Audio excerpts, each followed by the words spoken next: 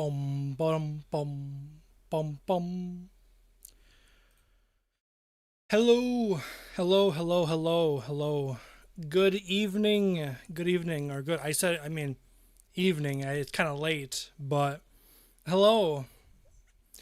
1 minute late. You already know what's up. What's up, Will? How's it going? Sunshine, how's it going? Purple, how's it going? Car, what is good? Robo, hello. I saw you before. May, what is going on? Hello, everybody. Hello. Ambrose, Sleepy Chip. Hello, Sleepy Chip. That's a pretty cool name. Not gonna lie. Hello, Connor. How's it going? I want make sure I see your chat. How's it going, Connor? Dinosaur Nugget. What's going on? Hello, everybody. Hello. Hope you all are having a good night. It's gonna be like a Netflix and chill type of night. Pause. Pause. I am 23 years old, so pause. Um, but yeah, today's just gonna be like a nice little chill night. I'm not gonna be, you know, I'm not gonna be playing FNAF or anything crazy because I'm actually kind of tired, to be honest. No, no, no, no, no, no, no, no. Watermelon, yes, sir. Yo, who here actually hates watermelon? Because I feel like more people would like watermelon than hate. Hmm.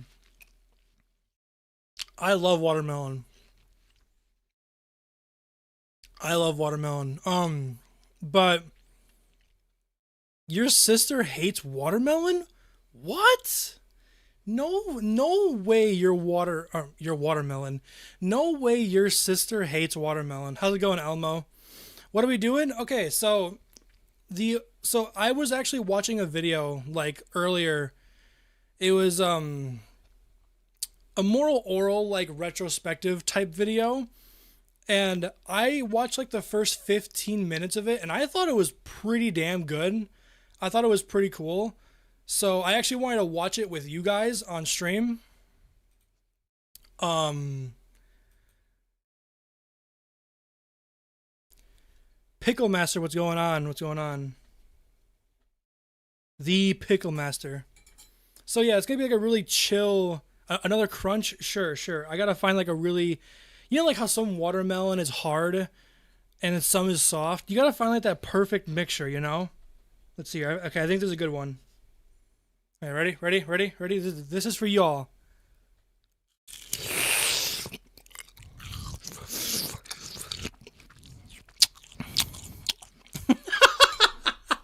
Dude, I'm so sorry. I'm so sorry, dude. It's so cringe. Dude, it is so weird. Oh, it is so weird. And also, um, while we're watching the video, I'm gonna be just relaxing my own drink. Oh my goodness. But no, I love watermelon. You got Sprite? Hell yeah. Hell yeah. What is going on, Quentin? Hello, everyone. Thank you for stopping in, say hi, and everything. Alcoholic? What? No. Arizona tea? No, I have Trulies, but Arizona tea is really good. Isn't Arizona tea, isn't that still $1 or something? Like, because I know like a bunch of drinks like raise up in price, but isn't Arizona tea still $1? It was? Wait, it's not? No. Wait a minute. There's no way Arizona tea is not still hold on. There's no way Arizona tea is not $1. Wait, it is $1? Oh, it is. Okay. Oh, so it's like depending on the state, I'm assuming. Oh, I see. Okay, I see. In dollar stores, I see, but not in. Okay, I see. Oh, I see. Dude, I saw this meme earlier when I was scrolling through Twitter. There was this meme where this girl showed a picture of like the dollar menu, or maybe it was on TikTok, like the dollar, $2, and $3 menu that's still advertised on McDonald's. Nothing is $1 at McDonald's anymore. I think the McDouble is 2.79, which I do not consider $2, and Now everything is like $1.50. Yeah, nothing is a dollar. Nothing is a dollar at all. Do I prefer watermelon or cantaloupe? I like watermelon because it's just like a little softer, you know? My favorite fruit is actually oranges.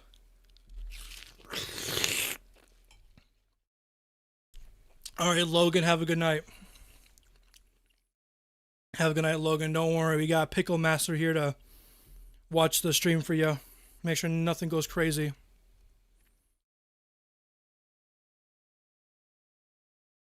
Yeah, oranges are delicious. Wait, sour, sour, sour. Hold on.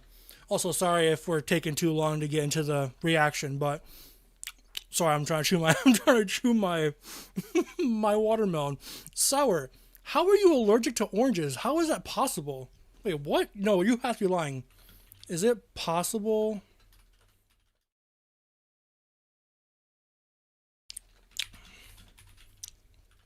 Are you like allergic to like the wait, it is possible, but okay, it says that it's possible, but it's rare. What? Good night, Quentin. Bro, how can you be what? Yeah, apparently you can be allergic to oranges. Like it's a citrus allergy is rare. Damn. Oh, dude, that sucks. I'm sorry. When will I drop the mukbang? Hey, you know what? If this whole YouTube doesn't work out, I might have to turn into that one dude, Nigato Avado, whatever his name is. He like eats food for videos. Which, by the way, speaking of like eating foods, people who taste test things are who people who taste test foods and rank foods like why do they even have like jobs, you know?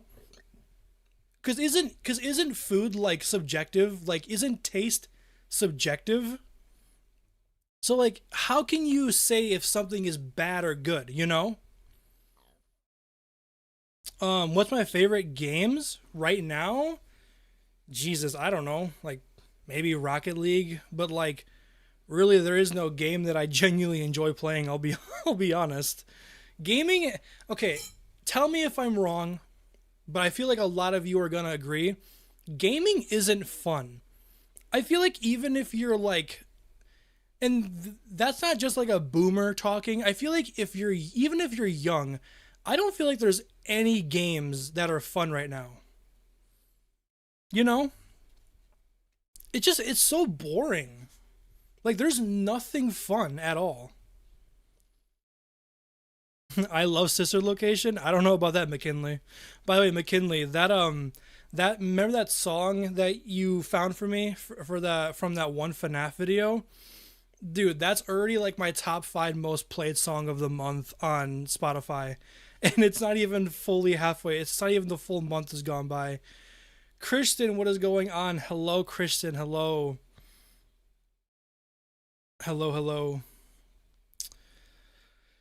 Pickles or cucumbers?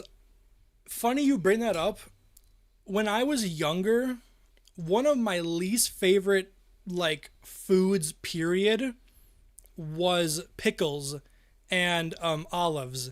Now, as an adult, I still hate olives, but I actually don't mind pickles. They're not too bad as long as they're like with something. Like I'm not some kind of freak who just grabs pickles out of the jar and just goes like just eats them straight out of the jar. Like if you do that, you're psychotic.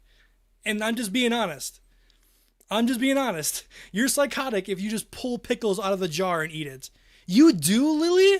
No fucking way. Oh, sorry. Freaking. My bad. My bad. You forgot the pickles. God damn.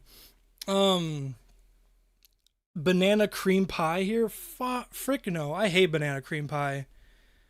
Just most pies in general are gross besides pumpkin pies. Not the pickle not the pickle shaming. Thank you, Sunshine. Thank you, thank you. By the way, if any of you are curious on what video I am working on next, I'm currently working on a Smiling Friends season 1 binge. Like Instead of uploading a short video, I'm gonna just upload like a long, full season binge and see how that goes. Your mom is allergic to bananas and gets sick. Sour, what? Sour. No offense to your family, obviously. I'm not trying to be rude. What the hell is your family genes, dude? Or girl? What? Like, is it the potassium? Is it the potassium? Because if it's the potassium, then like, wouldn't she be allergic to a bunch of things? Less than 1% of the population. Holy Christ. Good Lord. Oh my goodness. You're allergic to the weather? That's a good one. Oh my goodness. Oh, wasn't there like a movie like way back in the day where this kid was allergic to like the air and he had to be like in like a ball? It was a movie I haven't seen in so long. Oh my goodness. What is potassium? Who knows? I have no idea.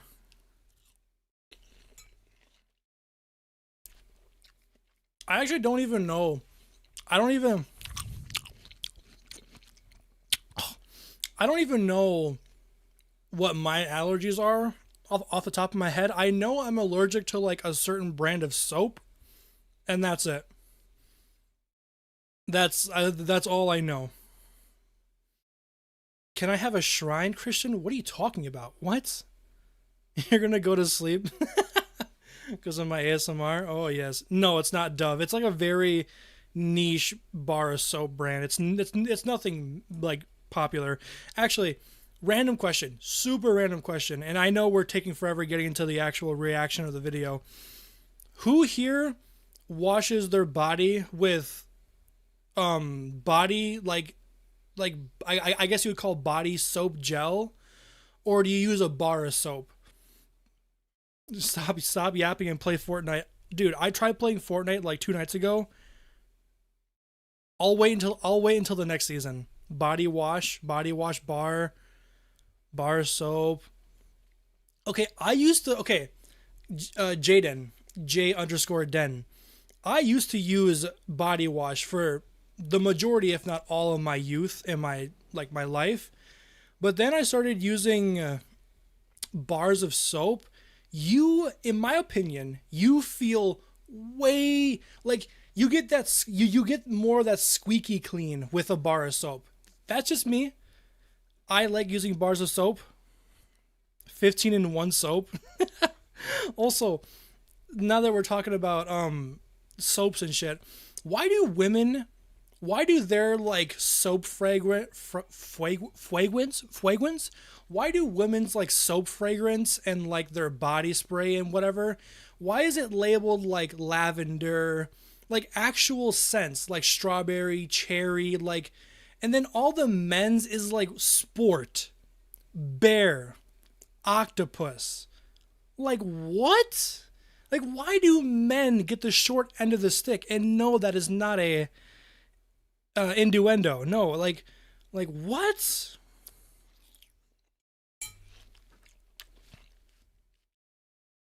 Tetris. Okay, hold on. Memesa.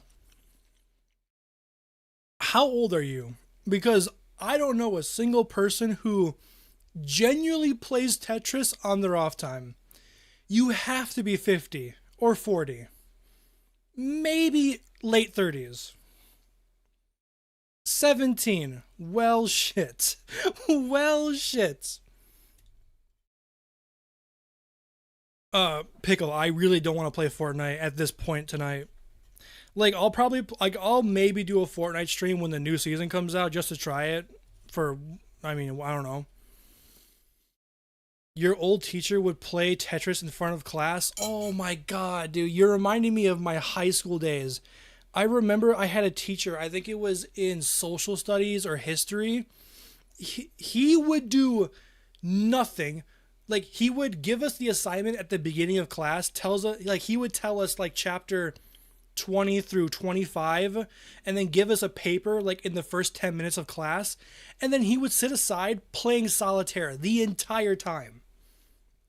He would just play solitaire. Also, Amina, Pal World. I actually just re-downloaded Pal World. Funny you mentioned that. Am I ever going to react to a horror movie, McKinley? I'm actually so glad you asked that because I actually do have a plan to react to a horror movie. Um, but I'm not sure exactly which one yet, but I do want to react to one. I feel like that'd be fun. You're playing The Walking Dead Saints and Sinners. That's pretty cool. Oh my god. Toast 27 Candy Crush. I haven't heard of that in forever. And Candy Crush just made me remember what was that one farming game like way back in the day, back when Facebook was at its peak and you could like invite people over to look at your farm. Oh, what was the name? What was the name of that? Oh my god, what was the name of that? Farmville. Farmville. Yes. Oh my goodness. I used to play Farmville all the time. Are we recommending videos? No, no, no. I already have a video that I want to watch with y'all. It's only like, well, it's like an hour and a half long. Yeah, it's an hour and a half long. I want to watch it with you guys, but I wanted to spend some time talking to you right now. Oh my goodness. Elwood, what do you mean? I didn't time you out. At least I don't think I did. Please video. I'm getting too much dopu meme. Dopu meme? What the fuck? Oh my goodness. Oh yeah, Christian, we can play it. We can play like literally whenever. Yeah, like just whenever. Good lord, Raid Shadow Legends. Oh my goodness. Oh no, no, no. What about The Walking Dead? Robo. I see this.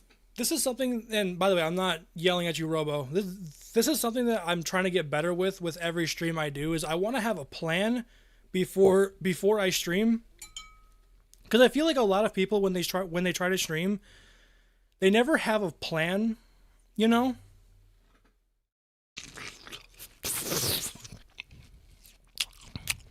So I don't stream unless I have a plan, you know. Among Us, hell no. Watch Breaking Bad. Is it good? I've tried to watch Breaking Bad. I think I finished episode 2 and I was bored out of my mind. Sir Bob, yeah. I actually wouldn't mind playing Plants vs Zombies on a stream. That'd be kind of nostalgic. That'd be kind of fun. Um, but no, the video that we're gonna be watching. Um, Hold on, I had to pull it up somewhere here. Is Okay, there we go. I got it. It's a video called Moral Oral, the best show you've never seen, and it was uploaded by a guy named Jay Latney. I watched the first like 15 minutes of the video. Like I got through like season 1. And dude, his editing style is genuinely really funny. Like really, really funny. You've watched this video before? Really? Oh, you've seen this, Skullboy? Wait, who's seen this video? Who has actually seen this? Oh, so I should probably make sure I like the video. Change the title if you're gonna watch the video. No. Because I don't know if I'm gonna keep this live stream up. So oh wow, some of you have actually seen this video. Wow. Also, go to bed, Logan. This is what introduced you to Moral Oral, no joke. Dude, you want to know what introduced me to Moral Oral? Some random fucking TikTok. Just a random edit of Clay and Oral. I think it was like in nature. They were just yelling at each other, and I thought, wow, this looks really cool. Because I'm a big fan of Clay animation. It's 1 a.m. for you? What? Go to bed, bro. Go to bed. Actually, okay, I'm genuinely curious. I'm genuinely curious when I say this.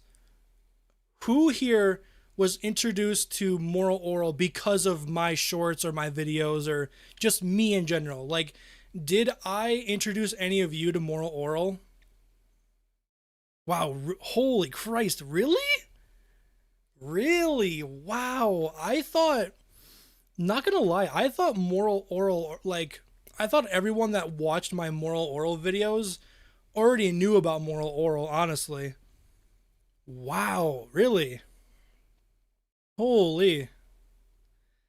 Look, Samson, crack. Dude, that's one of my favorite lines ever. But anyway, we're gonna be I'm gonna watch this with y'all because I genuinely think this guy's editing is really sick. And yeah. Also, I have not drinking my drink at all yet.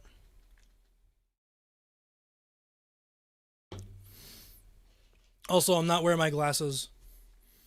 New Vegas? I've never played New Vegas. Grab your snacks. It's an hour and a half long. Again, from what I've seen, the editing is really cool. Hold on, let me make sure the audio is good. Adult animation in the West has. Yeah, the audio's pretty good. Okay. So sit back, relax. Am I blind? Yes, I am blind. All right, sit back, relax. We're gonna chill and watch this video. Should I make my thing a little smaller?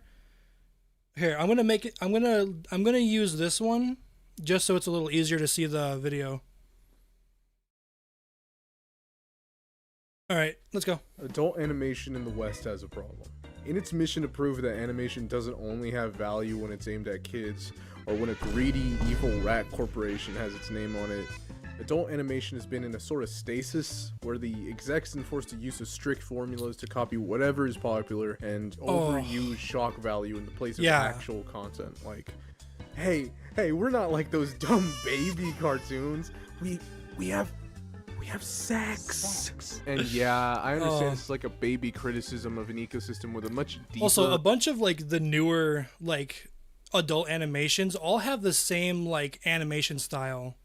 So annoying. Set of problems, and I have no hatred towards animators and their teams, but stuff like Love, Death, and Robots, where I only stream on YouTube. Of boring sex scenes or dudes yelling like, "Whoa, bro, that guy just got his fucking head off. Shut up! Whoa, we're going down." It's like it just feels like noise. Dude, I love the editing style. The action scenes are so unengaging and just feel like NVIDIA tech demos. Not everything has to say something, but I think that's what makes the other half of Love, Death, and Robots worth watching, is the shorts like the season 3 finale, where it's just inventive shit you've never seen before in your life. And dude, that looks so cool. I've never even seen that. Something that so many people have put so much passion into, and that's not aimed at children. And that's not to say I don't enjoy stuff like that. Oh god, the Boondocks. Oh no. Hardcore Henry, where in place of an actual plot, there's just an excuse to just go kill people for like 90 minutes. And on top of that, I'd probably defend Seth MacFarlane's work probably way more than he actually deserves. I will fight anyone over American Dad. I'm not even kidding. I'm sorry. So I'm definitely... Is American Dad actually that good? Like, is American Dad like genuinely good? Because I could never like it. Definitely like not against edgy, raunchy stuff, but to say adult Western animation lacks quality writing might be a giant understatement. Hell, I've met more adults who love Gravity Falls and stuff like Big Mouth. Maybe because of that, whenever something does come by and break the mold, the masses will occasionally... Whoa, Christian. Thank you for the $5 super chat. Here's some lunch money. Thank you. I demand a shrine because someone said so on one of your posts. A shrine? What? Give it the recognition it deserves. Occasionally. We'll get into that. Things like Rick and Morty and BoJack Horseman have been really successful in popularizing BoJack Horseman! the sadcom into popular consciousness. The sadcom is a lot like a relationship. BoJack Horseman is my favorite show of all time. It is also the best show ever. Like, period. Relationship, oftentimes the humor and the animation is the thing that pulls you in, right? And then the drama is just sprinkled in throughout the show, in which it fully invests you and you get to stay and watch a fucking train. I can't believe that, McKinley. While not all of them are perfect, I still do feel very happy seeing I hate animated Pickle adult Rick. cartoons attempt more serialized, serious storytelling rather than having another Brickleberry clone for the 50th time. And now, okay, seriously, look at this. all of them are perfect. I still do feel very happy seeing animated adult cartoons attempt more serialized, I have a point. Hold on, I have a point. Storytelling rather than having another Brickleberry clone. If you were to, okay, quite literally, and this is the problem with like a lot of adult animation that we have going on today. If you were to take off the name of the series or the name of the show, I would not be able to tell apart the show. Dude, you could quite literally put Brickleberry and Paradise PD like swap, and I wouldn't even know the difference. And now, yeah. We get the point. We all know which one's the best one. Oh, though, Diego, right? I would The lose. Best animated I would sitcom. lose. Got funny, emotional storytelling. It's the obvious choice for the job. A name you all know. The title has a letter I love M in this. it. This is so funny. Please welcome our new manager, Squidward Tentacles! Ah, bitch, you thought. Look at you. You look goofy. I know what Dino Sanantopoulos is cooking. Oh. And I let him work. I let him cook. Now look at y'all. You look fucking goofy. What he say? What he say? You already know who it is. It's my boy Orel. You already know who it is. Oh, don't make fun of Orel. Come on now. Wait, what was that? No one Jaden, watched I the would show? lose so bad. I'm making a fool of myself and I should stop because this bit sucks. Oh no. Oh. I'm a Whoa. Damn. Ooh. You know what that sounds like, chat? That sounds like DMCA to me, baby. Let's go. DMCA, let's go.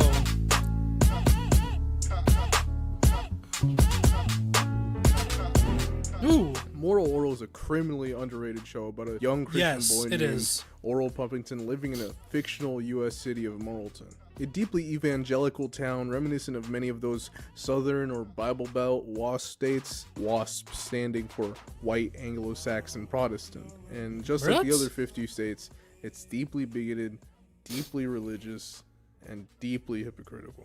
Orel?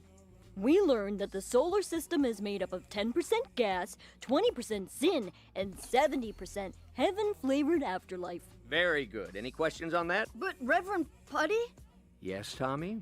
I thought 4% of the universe is made up of atoms. Tommy, can't you listen? But I read in a book. Nerd. Dracula in a book. But that doesn't mean I believe in Transylvania. Dino was actually inspired to make Morrilton as a sort of commentary on the evangelical right wing of America during the Bush years. Something that seemed to really frighten a lot of people due to the Christian right's propensity to try to secure WASP supremacy and the embrace of fascism. Something that is definitely not still a problem today. It's in the same vein as Hey, Diego, don't worry. I'm working on it. something like VeggieTales I'm or working on it. Davy and Goliath. Yeah, okay, yes, I know, I'm sorry, Also, Dino. yeah, Davy and Goliath. I remember seeing a bunch of comments on my shorts, on my Moral Oral shorts, like saying Davy and Goliath was like the original Moral Oral. Is that true? I know you're sick of that comparison, but, you know, yeah. Moral Orel serves as a satire and critique of religious fundamentalism in American society. A society that's deeply broken and uncaring, that prioritizes looking like a good Oh, person. Pickle, I plan on while binging deprioritizing Hell of and a actively Boss in like encouraging one being big video. A terrible person in private. Orel is a pretty naive and easily impressionable person and takes the lessons he's taught by the adults around him and applies them in ways that very quickly get out of hand. Like the time in the pilot where he learns from the town's Reverend Putty, that God granted people the gift of life. So in order to make sure the dead don't spit in God's face, he steals the Necronomicon from the school's librarian, Miss Censordoll, and takes it from the book burning pile. Also, I love how. Side note: I love how Miss Censordoll, her book burning pile, has Fahrenheit 451. In order to resurrect good. the dead, accidentally starting a zombie apocalypse. This isn't helped by the fact that almost every adult in Morrilton ranges from psychotic or terrible to psychotic and terrible, such as his dad, Clay Pumpington. How was your first day, working boy? Great, Dad. I made a Made a lot lot of of money. money. Gimme. Gimme. Let me see. Well, that's the best part. I gave it all to a homeless man. What? What?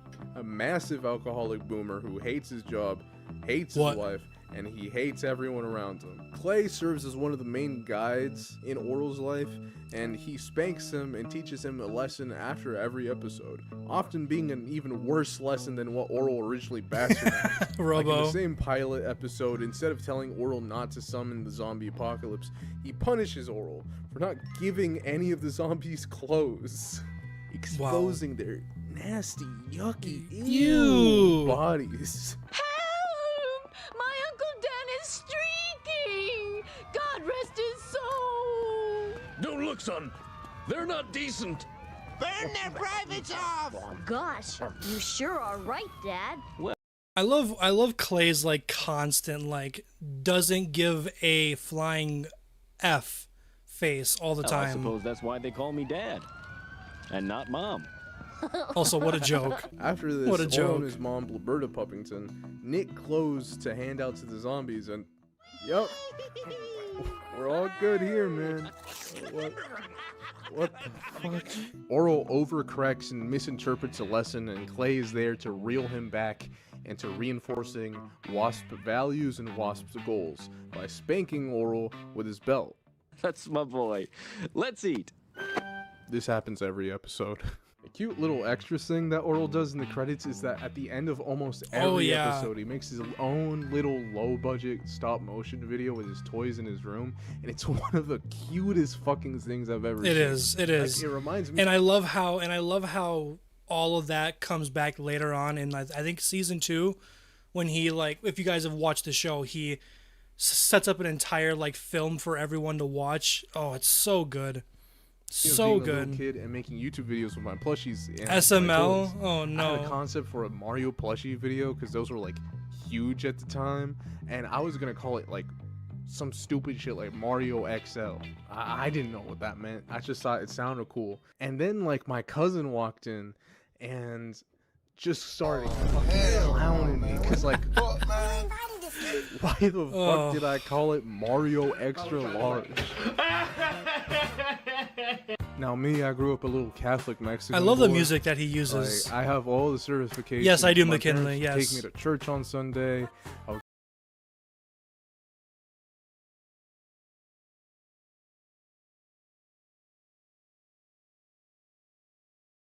I never watched VeggieTales, but I remember watching a show.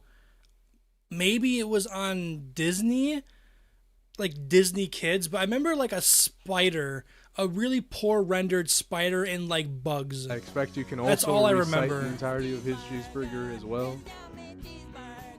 And despite not being a religious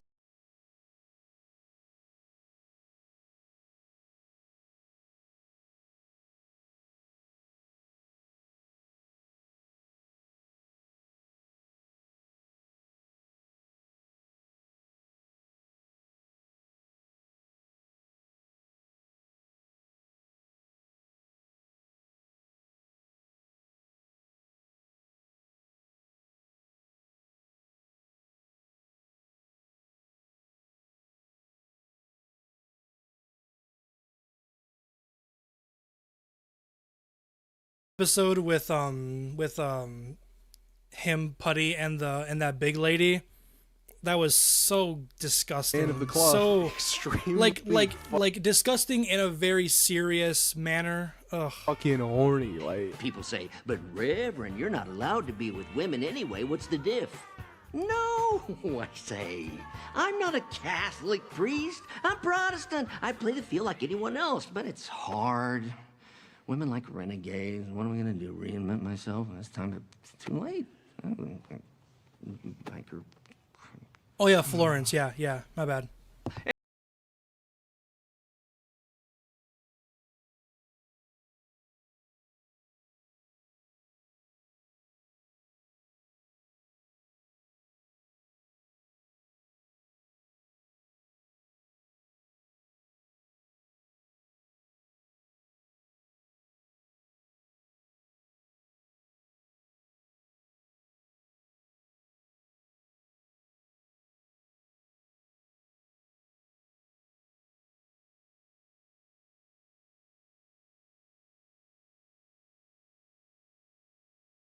You did know Stephanie is my favorite character immoral Orel. So. He also like pierces his Orel's dick.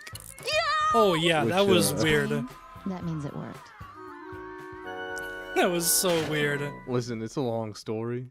And in typical Reverend Buddy fashion, he immediately tries to hit on her, which is made way worse by the fact that he's actually her biological father. We stand Stephanie here. Please, how can I be your dad? I've never even had sex with Gladys Foamwire. Having never met each other due to Stephanie's deceased mother stealing Putty's cum drawer. Oh, so gross. First being angered by this So news gross. and rejecting his new daughter, he comes to accept his role as a dad and builds one of the only healthy and sweet relationships in the show. Let's just cut the Reverend stuff, huh? Okay, Yeah, it is what would Rigby. you Yeah, it prefer? is Rigby. Pastor? Minister? Brother? Rod? How about father? Sounds a little too Catholic, doesn't it? You're right. So sweet. Better make it dad. So There's sweet. also Coach Stopframe, Orel's coach, and an openly gay man. And By the way, people in the comments said they liked Coach Stopframe. Why? Just because the last episode he seemed somewhat nice? Dude, he's always been an ass. Molten, and it's Clay's drinking buddy. Like, what? Maybe, just maybe, just a little bit more than that. What kind of lesson, big guy? Oh, I don't know, Danielle. I'm just so tense.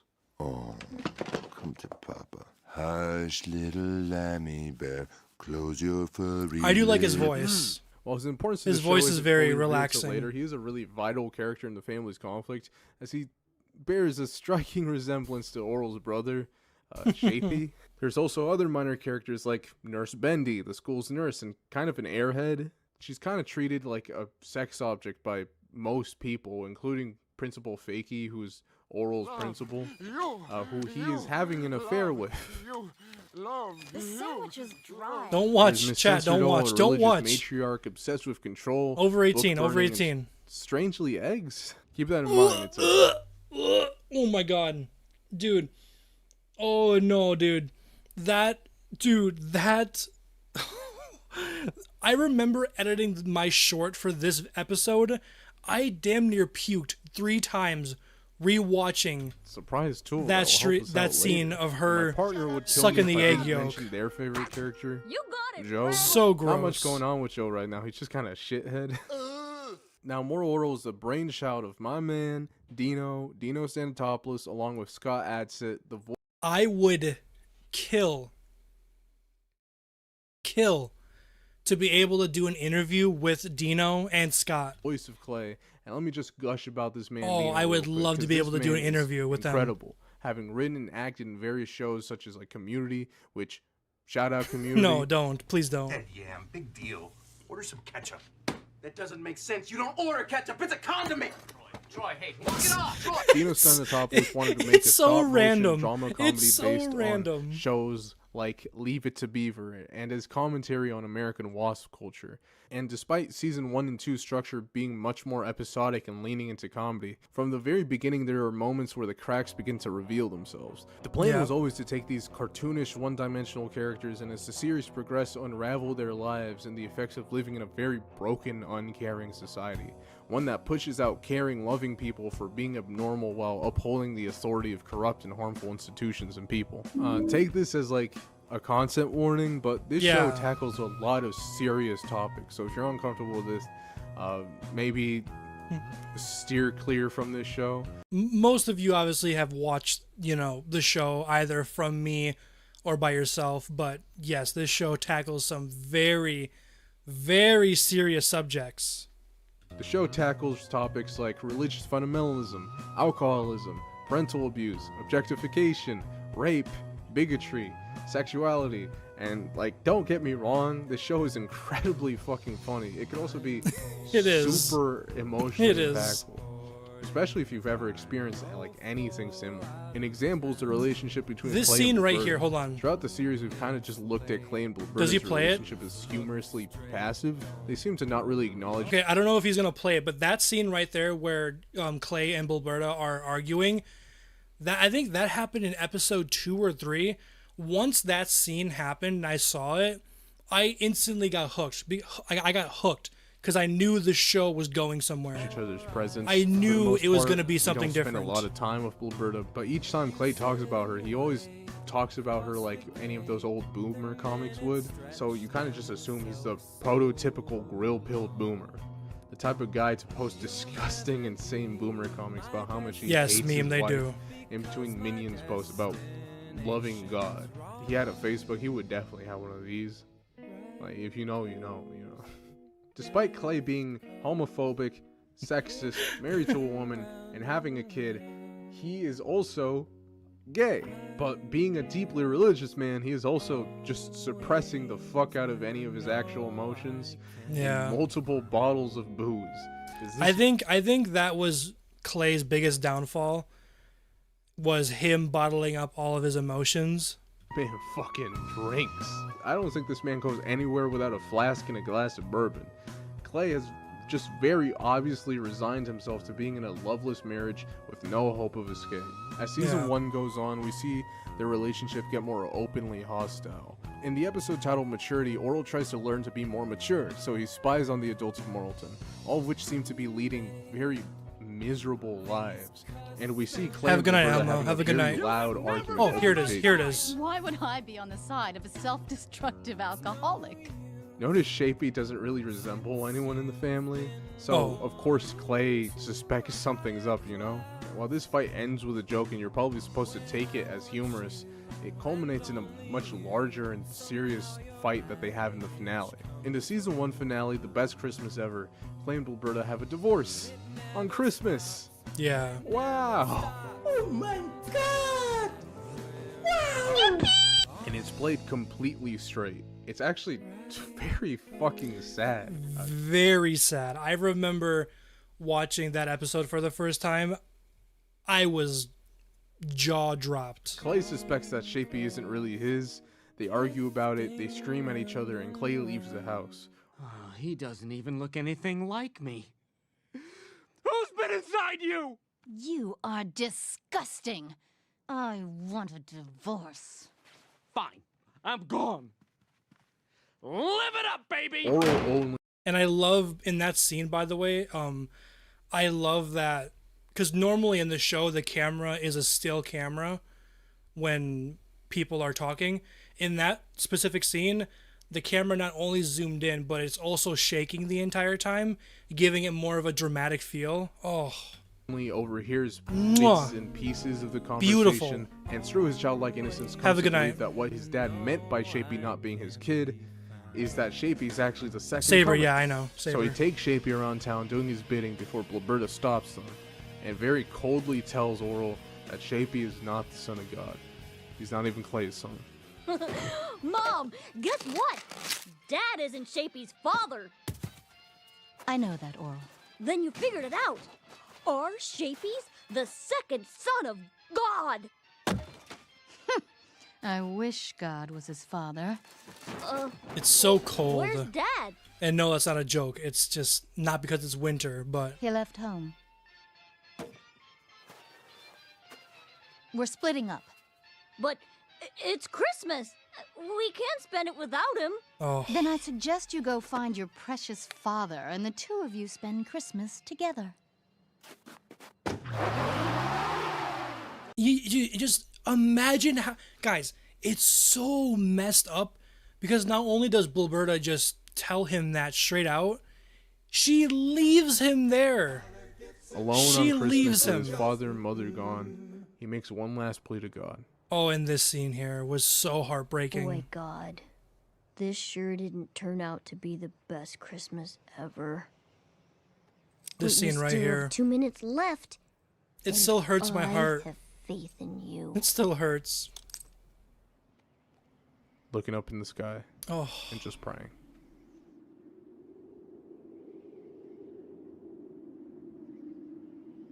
fuck, man. That is so sad.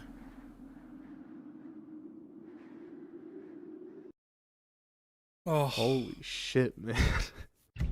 The season 1 finale is so incredible because it really does feel like the underlying sadness that lingers underneath the seams of practically every episode in the series finally bubbles up in a very climactic and impactful way. The way the season hints at the depths of the show only to pay off big time with something that packs so much emotion into it, while still being able to make you laugh throughout is incredible. Although season 1 is considered the weakest in the series, it's still an amazing run of episodes. Yes, I do agree. Season 1 is, albeit the worst season of Moral Orel, but compared to most shows, it's still better than most shows could dream of being. Quickly finds its footing. That's not to say it's perfect.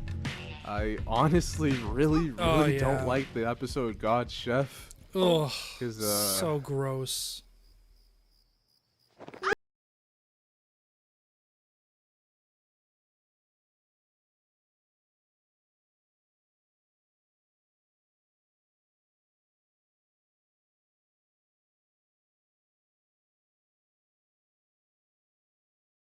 Make me change. If I'd ever do a Moral Orel like complete tier list of episodes, that would be number like the last.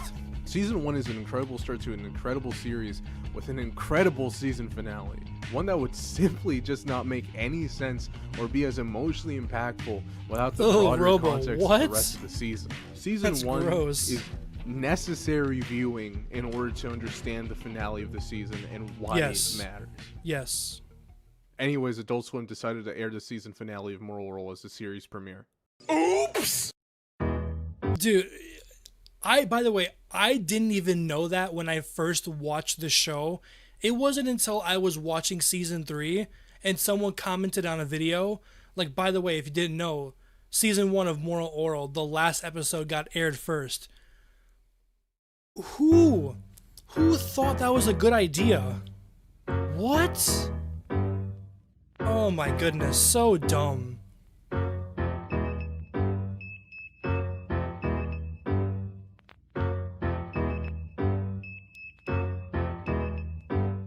Yeah, so during the original run of the show, Adult Swim really fucking hoed the entire team working on Moral Orel. This was a big reason as to why Moral Orel was eventually cancelled. While Adult Swim is really a beacon in terms of inventive television, one where anything can really go and have a chance to succeed, put an asterisk on that, mostly due in part to Mike Lazo, Adult Swim's former vice president, literally just greenlighting things on a literal whim. What the hell is that? Even within Adult Swim, Moral Orel struggled to stay afloat and tell the story that the crew wanted to be told. According to Dino, Adult Swim wanted to air the season finale. See, guys, when I was younger, I wasn't allowed to watch Adult Swim, so...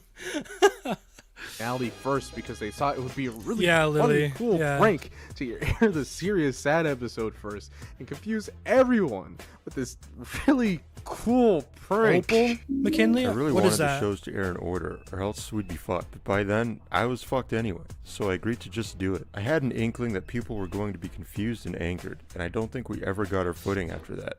A lot of people wrote off Moral Orel forever. You don't know how many times I will lay awake so sad, seething over this. First impressions are everything, especially when you have a whole crew and production that are working to create something and relying on it as a source of income. So it's really fucking important that viewers get a good impression of the show, or else no one's going to fucking watch it. And it's really, so Robo? Really? obvious that literally everyone Here, on the I'll crew put it in really my cared about this show. I'll put it in my list. This was a passion project for so many people, and it left such a lasting impact on not only the fans but also the staff. Hell, one of the crew members took some of the puppets from the show my and list runs is so an long. Instagram account where they just role play as Orel traveling the world, and Wait, to what? this day still post. Like, this is so many people, and it left such a lasting impact on not only the fans but also the staff. Hell, one of the crew members took some. Wait. Okay, I'm sorry. Hold on. I need to do a little bit of looking around. Can I just go onto Instagram without being signed in, please? Can I not just go into Instagram? Are you serious? Okay, hold on. Hold on. Let me go on my phone. I want to see this. Wait, there's no way, right?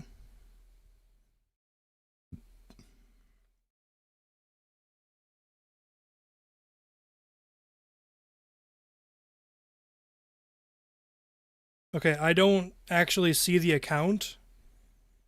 I don't know if it's still up or not. Some of the puppets from the show and runs an Instagram account where they just role play as Orel traveling the world. That's pretty cool. To this day, still post. Like, this is so fucking adorable, man. What Adult Swim basically did was, like, if someone hired you to run a race, then shot you in the foot at the starting line. Despite Adult Swim's fuckery, Orel did do well enough to actually get greenlight for a second season. And Dino saw that as the go-ahead to carry out his master plan. No pickle. Traumatize middle school me by making me cry silently at 1 a.m. to a bunch of puppets. Season 2 is really where the world starts opening up further, while still mostly taking place from the perspective of Orel. We start seeing the world from the other characters' perspectives, and we start understanding that some characters have more depth than they let on. We look at characters. By the way, I will die on this hill, by the way. What a crazy pause. I will die on this hill saying the best part about Moral Orel are the people around Orel, Puppington. Like the people that live in Moralton. Wants and needs, and the underlying sadness is starting to bubble up from underneath the seams again. But don't get me wrong, okay? Because while the show is praised for its huge tonal whiplash at the end of season 2, it's also probably the funniest season of the entire series. Yes. Excuse me, sir. Might I interest you in having your soul This is saved so from eternal messed up. damnation? It's for a really good cause. Thanks, Sonny, but I'm already saved. You see, I'm a Catholic. In one of my favorite episodes. By the way, when I posted that short of that episode, and obviously I had that part in the short, bro, everyone that commented just thought it was so funny. Even people who were Christian from season or 2, Catholic. God's Image, Clay and Orel are eating at China Food Town, as Clay and Blaberta decide not to go through with their divorce, mostly just for appearances. No, don't say anything. You and Shapey are still young, needy, impressionable children. So your mother and I have decided to stay together. If only for appearances. The last thing we want people to think is that we don't care about our own kids. That's one fact that is none of their business. So messed up. I prayed that you'd get back together. Well, I think you can give me credit for this one. Oh, we should get going. Gosh, you're right. Dog, the fucking music in this scene is insane. It goes from the Wait, what? stereotypical Oriental riff to the fucking cucaracha, dog. What the hell? Orel then learns from his dad and the Reverend Putty that according to God, white Christian Anglo-Saxons are special and made in the closest image of God, and that all other people must be separated from the whites. With this knowledge, Orel now decides to implement segregation into Moralton. Orel then segregates the one. Oh right, the Figarellis. And I'm gonna say this very slowly so that way you guys don't get this twisted. The figures. Oh my god, it was non-white family in Moralton, Oh. the Figarellis, but instead of making life hell for the Figarellis through discrimination, Orel accidentally makes life an inconvenience for the racists. No. Sorry, no figures allowed. Dude, it's so messed up. And we prefer the term Figros. Will you shut up? We do now. Bro. Dude, it is so messed up. And when I edited that short, by the way, I blurted out as if she said the other word, just to get more comments, just to get more comments on the short. When I tell you, I started fucking crying laughing, dog. I'm so not dumb. oh my god. Orel, this Oh. sweet little kid, doesn't understand the point of segregation It's was so to messed basically up. torture people of color. Instead, he does No, his best to try to Skullface, make no. life as nice and self-sustaining for the Figarellis. He basically does the segregation part of segregation without the over-policing part, the institutional racism, the destabilizing of minority communities by spreading cracks through various hoods, the mass incarceration of hundreds of thousands of minorities through the basically the whole plan was just to give the Figarellis a bunch of privileges. We interrupt this broadcast to bring you a special report. The Moralton Segregation Initiative has succeeded in sequestering the Figarellis to their own separate public bathrooms, their own 5-star restaurant, and are soon to be segregated into a 12-room luxury dream house on the outskirts of Moralton. And I love how that episode, like, made segregation into a good thing because Orel doesn't understand what segregation is. Oh, it's so good. Something that seems it's to really perfect. piss off all the racists in town, which is basically everyone in town. All of this is put to a stop when the kids of Moralton start to dress. By the way, I'm glad that you mentioned that, Robo, because there is currently like voice audio for like the unreleased episode of Moral Orel that has been released. There's just no animation of it. I thought about maybe hiring or working with a clay animator and seeing maybe getting it fully finished. Act like the Figurellis in order to gain the same privileges. No, not absence. There's one white after kids that. Start dressing like them, talking like them, acting like them, and it becomes such a massive problem that the adults give them derogatory names. The kids call them wiggerellis. It means white figurellis. Wiggerelli. Go watch this show, please. The adults of Moralton then proceed to hate crime the Figurellis, which inadvertently burns down the whole town. And the episode ends with the Figurellis in their dream mansion, while Orel gets punished by every motherfucker in town.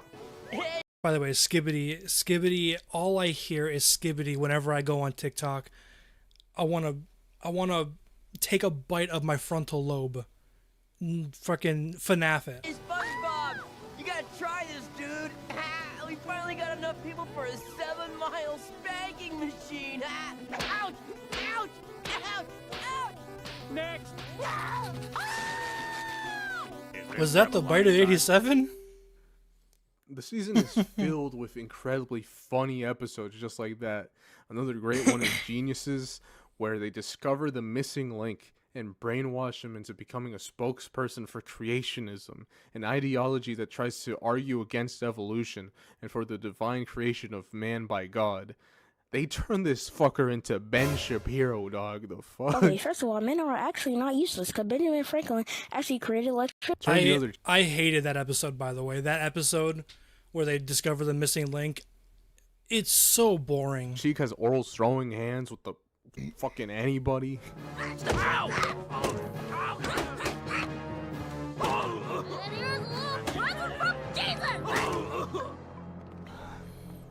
By the way, fun fact, that video, that scene that played, the video, or my short that I covered, that video was the first short that ever blew up of my Moral Orel series. And School Pageant has Orel playing Judas this in a one was school play, and so just good. absolutely killing it, dog. Like, he gets the whole town singing "Fuck Jesus." It's crazy. Just a season of banger after banger, and that's what makes it stand out that much more when the show takes time to be serious and genuine. What was taken as a funny bit at the start of the show becomes something way more depressing and full of weight. Orel goes through some heavy shit and a bunch of changes, like having to deal with the death of his dog, who might have or might not have been the reincarnation of Jesus Christ. First things first, you need a name. What do you think we should call you?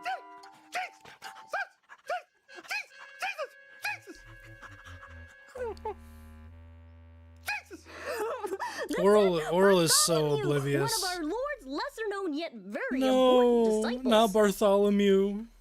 Or the time when Stephanie teaches Orel about Buddhism and meditation, and despite the wishes of everyone around him, uses the power of spirituality. By the way, that little scene right there where his whole room comes together, dude, people don't understand how hard that is to do in stop motion. Oh my god. To better his life. It's so not cool. sticking to strict Christian dogma. Thank you, Jack. Thank you, Jack. Those Appreciate restrictions it. are called dogma.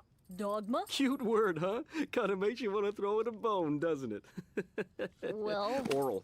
Throw dogma It's a so bone. messed up Or to the say. time Orel falls in love with a girl of a slightly differing faith and being forbidden from seeing each other ever again.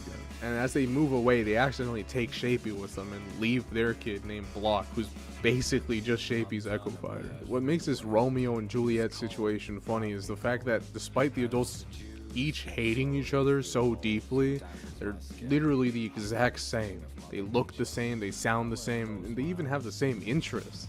But what gets them at each other's throat only reveals itself during their prayers. Give us this day our daily bread, and forgive us our trespasses, as we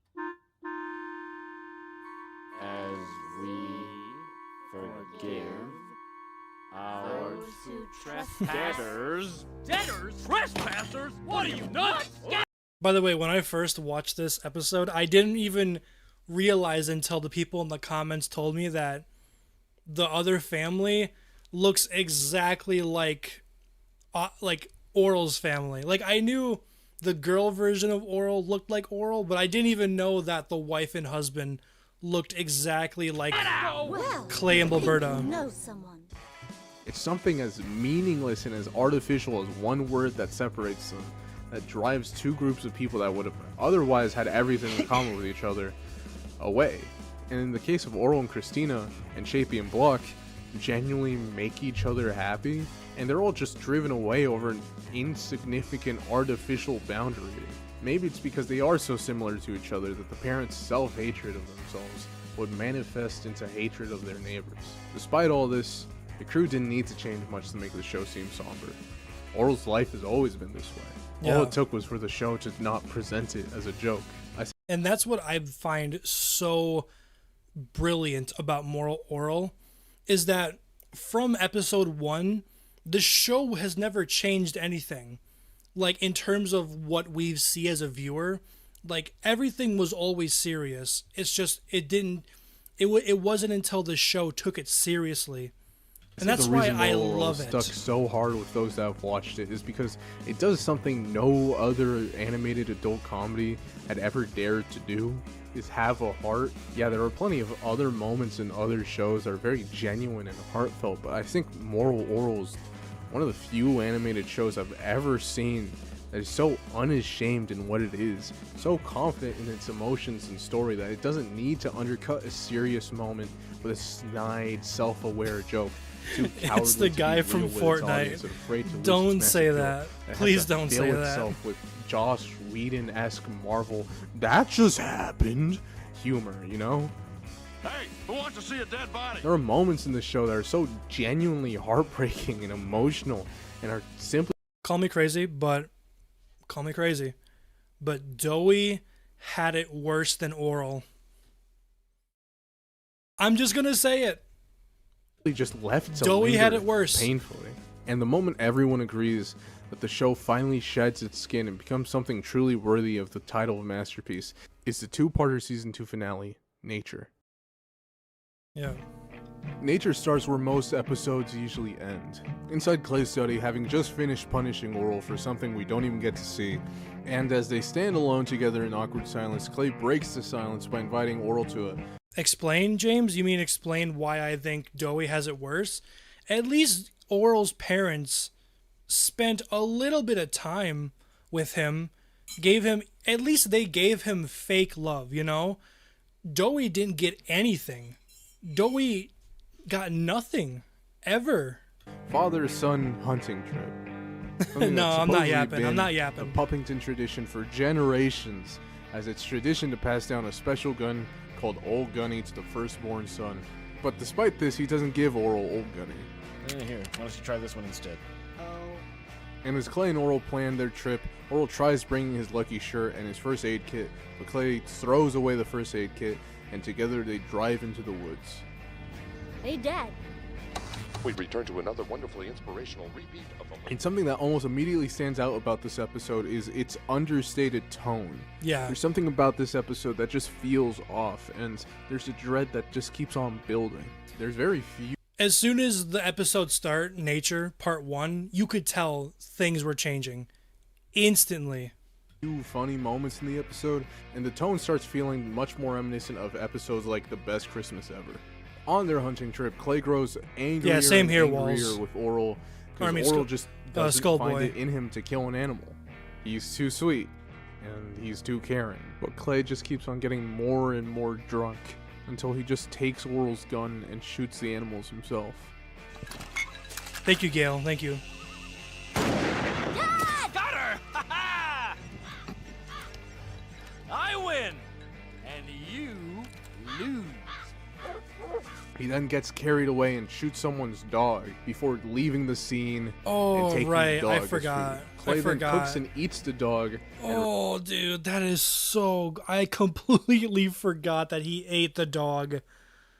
Oh, man.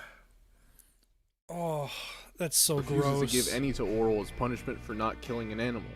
Dad, I'm hungry.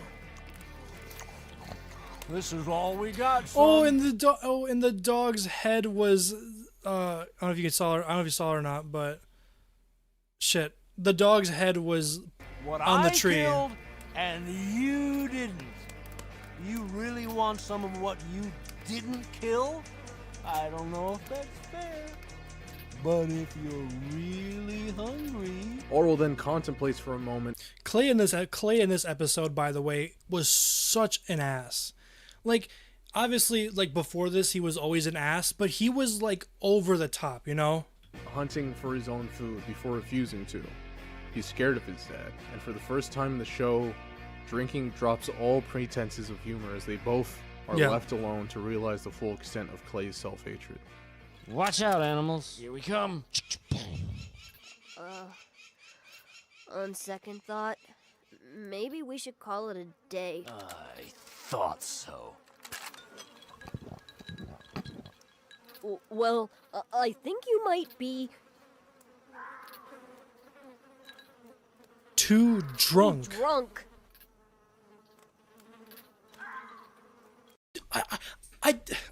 I'm sorry, but one of the reasons why I love this show was also because of the facial expressions that the animators were able to do with Clay. Not Clay the character, but with the Clay animation.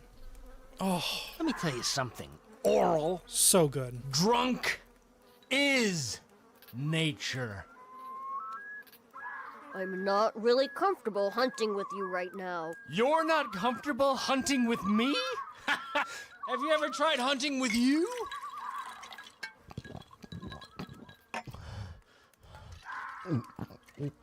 Jesus Christ. Guys. I can barely even drink. Guys, I'm drinking a hard seltzer that has like 5% alcohol. He is slamming what I'm going to assume is probably 20% or more of alcohol. He is slamming that shit. Oh, who am I kidding? My life is full of bright. You mean blight? Oh, God. What's the matter? I hate myself. Why do you quit working on me? She always fools me, Orel. I'll make things better, dear. Drink me. Put me inside you. I'm great. And she chokes me just like every other whore out there. They're all worthless, kid. Every woman. Guys, remind you, the voice actor of Clay is the same voice actor who voices Baymax in Big Hero 6. Like, oh my, dude, the voice acting in this show, especially with Clay, and especially during that scene, is unbelievable. Unbelievable. Don't let them get you. All of them want it. As his rant goes on, the surrounding gets darker and darker, and the blue bird that's been following Orel flies off as Orel accidentally pulls the trigger, ending part 1.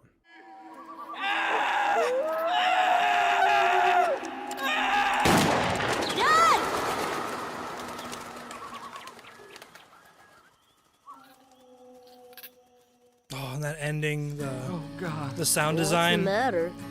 I hate myself. This is the episode that had fully cemented moral Orel for me as something different. While other shows had sad moments in episodes, I've luxury. never seen a show up until this point that had You're not the only showcased one. the loss of innocence before so A lot of people like the Clay. show emulates the main character's loss of For innocence the wrong as it reasons, too obviously. loses its innocence and comedic outlook on the town. And part 2 starts as any regular episode would. The camera zooming in on Moralton, and God parts the skies and lifts the top off the church to greet Orel. Usually in every episode, there's a gag thrown in the intro, such as Orel wearing a hat or simply waving at God hello. Yeah. But in this episode, He did nothing. Orel doesn't turn around to greet God. And Instead, dude, when I was watching Nature Part 2 and I saw that Orel didn't do anything but stayed praying, I had shivers. I have shivers right now just watching this again. But man, the shivers in my spine was he keeps his head down and prays. Oh. it's revealed that Orel accidentally hit Clay's last 2 bottles of liquor. And this enrages Clay even more than probably even getting hit himself. You probably I see would you, have Purple, I preferred see to have you. gotten shot than to lose the one thing that drowns out the self-hatred.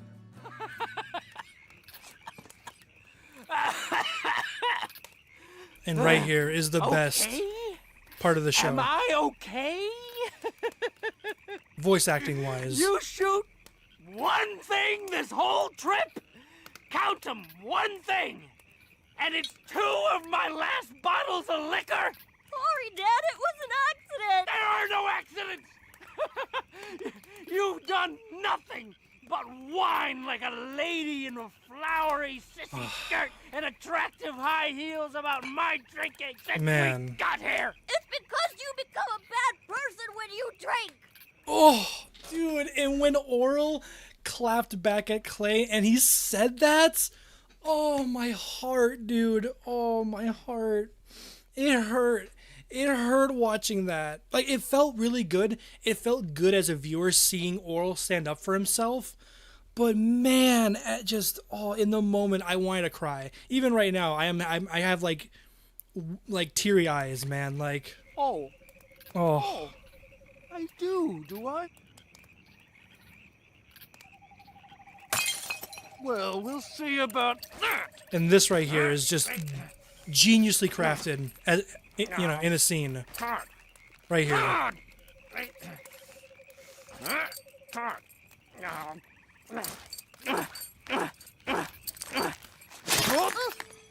Dad! Get away from me! Clay tosses and turns on the ground, desperately trying to pull out his belt to punish Orel.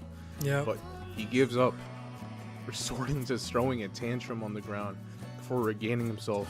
And I think some Yeah. people can see this as sort of humorous. But it's not. Like, It's he's not. such a fucking loser that he can't even pull out his belt. And It's he just sad. decides to throw a little baby It's pathetic. tantrum. Yeah, pee-pee. And It's pathetic. I understand how that can be funny.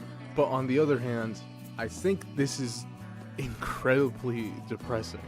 I think at least some of us that have an experience where we genuinely care about someone and it's someone we used to look up to and we just see them destroy themselves and debase themselves. And dude, that hurts. So, like, that hits so close home to me, and I'm assuming it hits close home to you guys.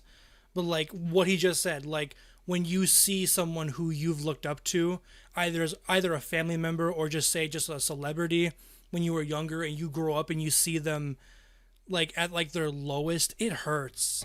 It Due to hurts. addiction. Someone like Orel, who looks up to his father as a role model and as one of his only guiding voices, to see the person they look up to just debase themselves and seem Yeah. so pathetic is genuinely heartbreaking.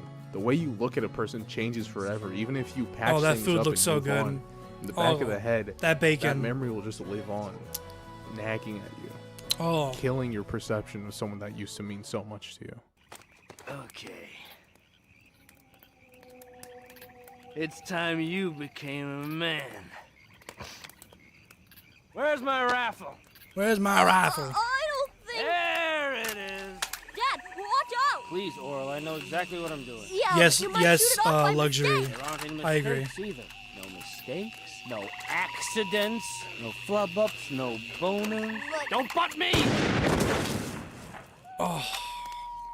Dad, Orel, what have you done? I got shot by you. As Clay starts realizing what he's done, a bit of his old self starts reappearing. His demeanor and attitude is much closer. By the way, YouTube, in case you are watching this, by the way, if anyone's reviewing this VOD, we here at the CeeAyeJay channel do not support child abuse or any sort, it's just a video, it's just, fiction, it's not real. To that of pre-hunting trip. How's it going, He's Cardboard? joking around with Orel while Orel is bleeding out. He rips Orel. And right in the knee, by the way, right in the knee. Like, dude. Orel's lucky shirt and bandages him up. Orel tells Clay about the first aid kit he brought, and this just angers Clay even further. Okay, this might sting a little.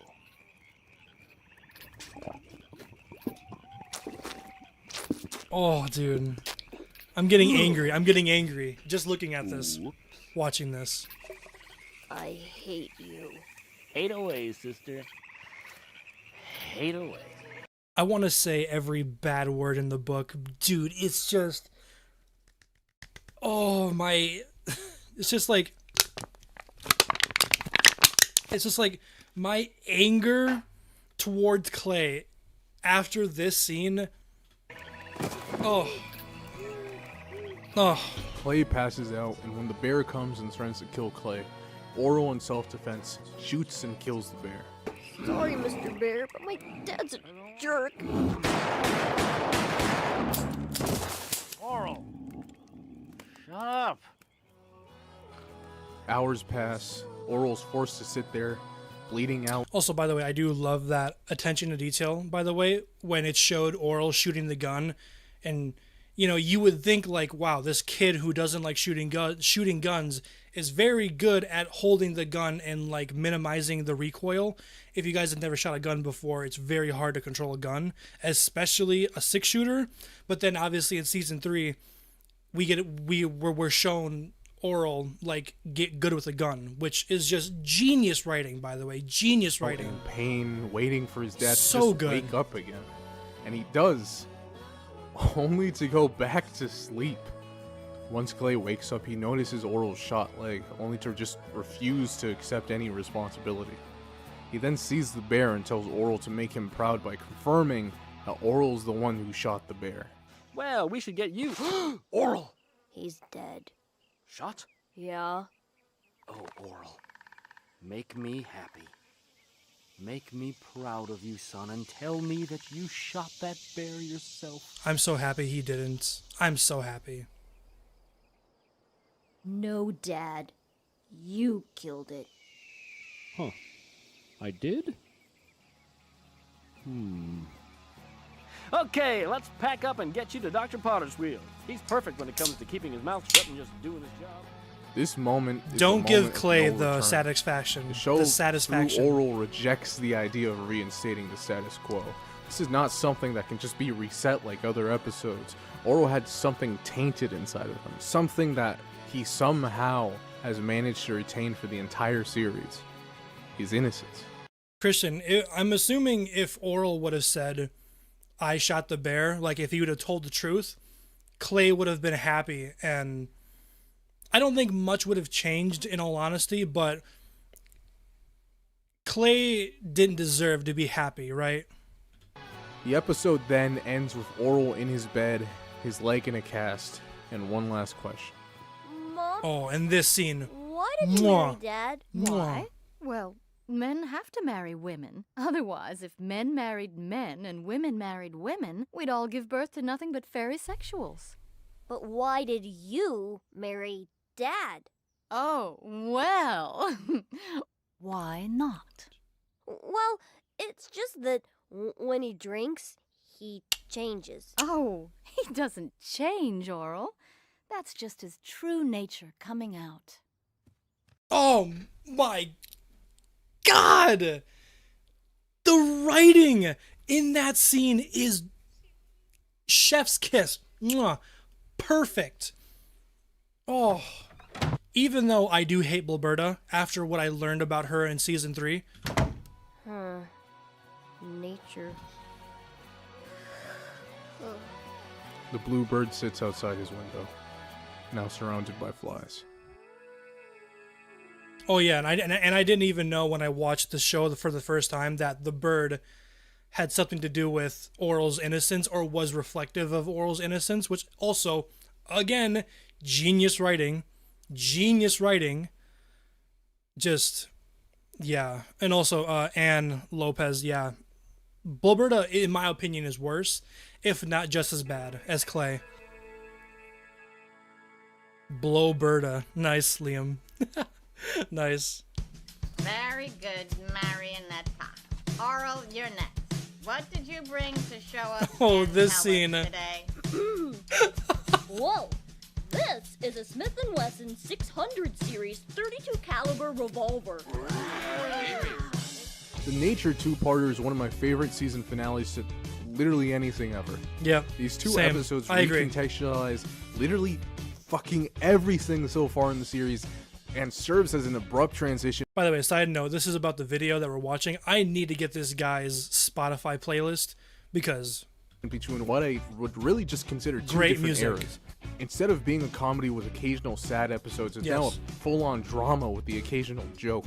Although Adult Swim signed off on a comedy, what they ended up having was something none of them could have seen coming. Kristen, yeah, I agree. A show that would have helped pave the way for shows after it. Mike Lazo apparently loved the two-parter, so much in fact that he went as far as calling it some of the best episodes of TV ever aired. When he's right, he's right. You know, sometimes you gotta hand it to him. That's called motherfucking bars, nigga! You know nothing about that! And Dino took this as the green light to just go ahead with season 3 and go head first into the we all know what's coming. We all know what's coming. drama and relationships. We all know what's Season coming. 3 would serve as the ground to build upon the drama and expand the show even further, to eventually no longer being a show primarily focused on Orel. It would have been renamed Moralton. The ambition was huge, with plans for at least 2 more seasons after season 3, and with so much left to go, Dino just had to make sure to make these next 20 episodes the best 11-minute episodes of any show ever. Anyways, Adult Swim got back the first 3 scripts for season 3 and decided to cancel the show, as well as rolling back its original 20 episodes to only 13. Oh, dude, like, not only does your show get canceled, but then you get reduced from 20 episodes to 13? Oh. All right, Kristen, Kristen, have a good rest of your night. I'm going to go.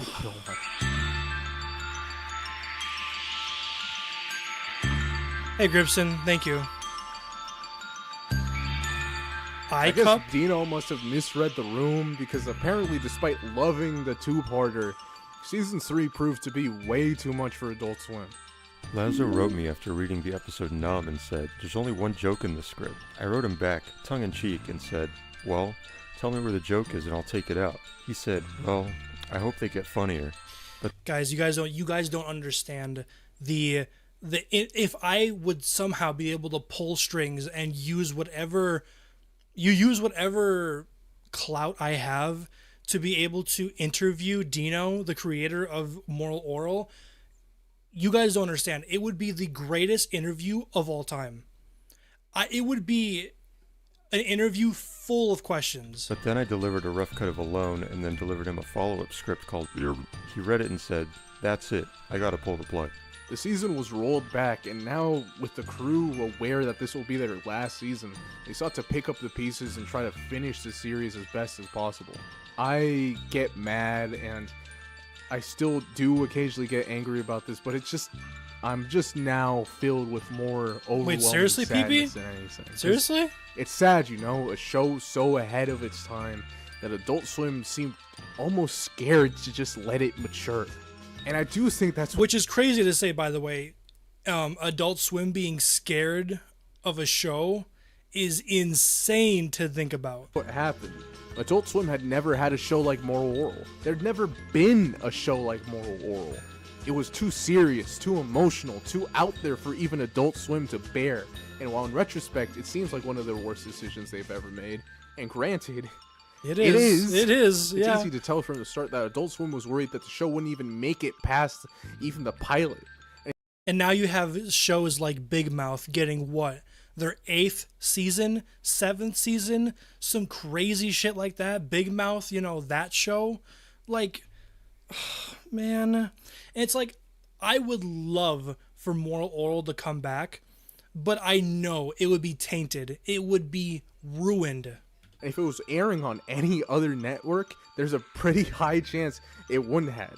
This show walked so shows like BoJack Horseman and Rick and Morty could run. You know Yeah, what? I No, agree. fuck that, man. I agree. This show ran out the door swinging, so That other too. shows could walk the That same too. pace as it did. That What's so too. incredibly heartbreaking is that after turning in the finished episodes for the scripts that got them canceled, Mike Lazo loved it. When we turned those first 2 episodes in that caused all the problems, he watched them and said, "Well, this is the best thing that we've had on the network, but you're still canceled." He That felt hurts. that though. He said, "I really was wrong and I appreciate what you're doing, but Dude. you're canceled."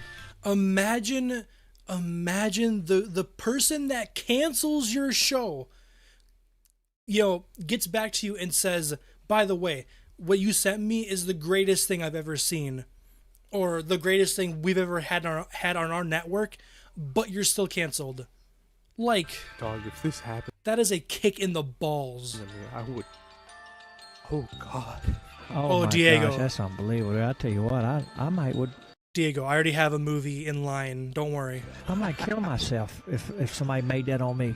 Season 3 is very different from the seasons before it. While Season 1 and 2 are episodic and comedic, Season 3 transitions to a far more serialized format. You could probably jump in at any point during Moral How's it going, Season 1 and T-Rex? 2 and had not needed to watch any of the prior episodes for context, for the most part. W but regular. Season 3 requires you to watch it in order. Not only that, it builds on and revolves around episodes not even in Season 3, making watching Seasons 1 and 2 vital to understand the story. I think in terms of story, excluding the end of Season 2, Nature Part 1 and 2, in my opinion, Season 1 has more to do with the story tying in with Season 3 than Season 2, besides Nature Part 1 and 2. And Season 3 is like notoriously dark. As Scout Adsit, writer and voice of Clay, puts it, the third season had evolved into a heavy drama. The only joke in the third season was that these were puppets feeling these emotions. James, I have 2 videos I'm working on currently. One is I'm going to be watching the first season of Smiling Friends and uploading it as one big video. And then for the other video is going to be Titanic 2. Little. Hey, baby, it's Hey, intermission whoa! time. Let's go. My man is... Woo! Whoa! Thanks for making... Hey, my man here is looking... Hey, I can respect a man with a... I can respect a man with a nice beard. Hey, okay, I ain't got my glasses on, but... I can respect a man with a nice beard. It this far. But just to be... We're going to be skipping this, by the way. No offense. The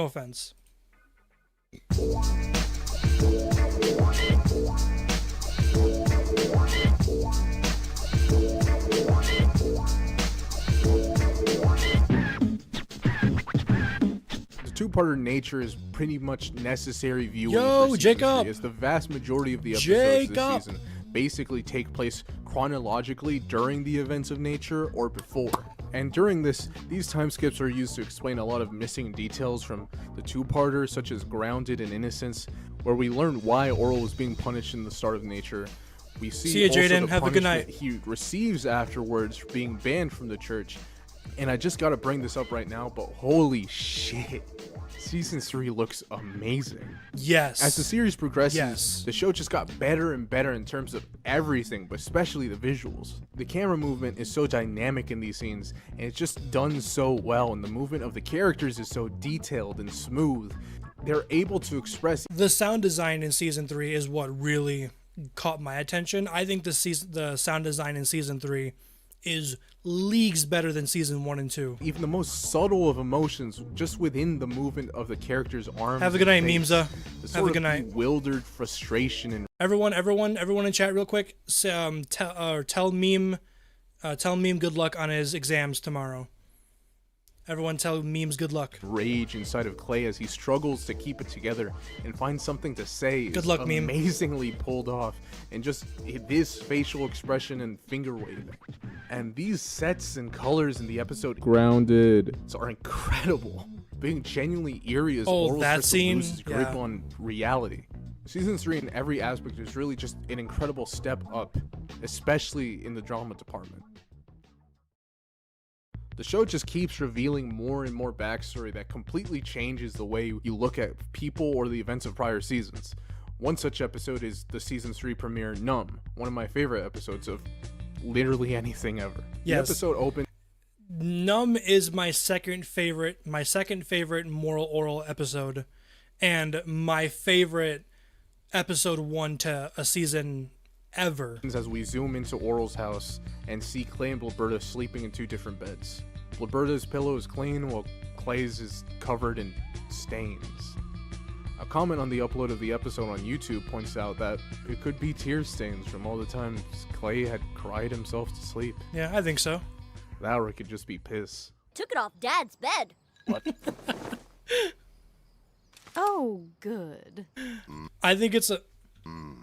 Oh yeah, Today's- I think it is though. I think it's a mixture. His bed. I think it's a mixture of crying, probably piss, but also just not cleaning his bed sheets very often. The day of the camping trip, and as Clay wakes up to leave, the only words he says is, "See you in 2 days." From this point on, we see the 2-day trip from Bertha's perspective, as she's left alone in the house.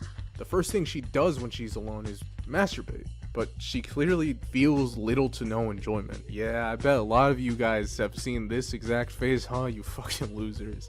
Not me, though. I don't fuck. Sorry, that was a bit too mean. Bertha either gives up or finishes and goes to her picture book, reminiscing, and while she does, she finally realizes the switch that Block and Shapey had made all the way back in season 2.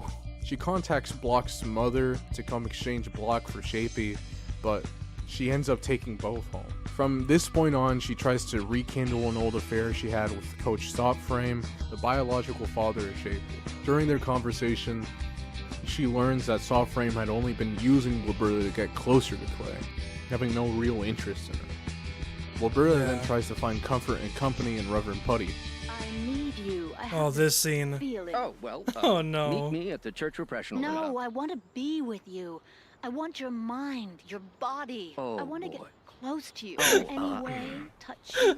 Anywhere. I'm yours. All yours. I'm done. What? I'm done. Go away. Go a million miles away. Oh, what the fuck? She eventually gives up and resorts to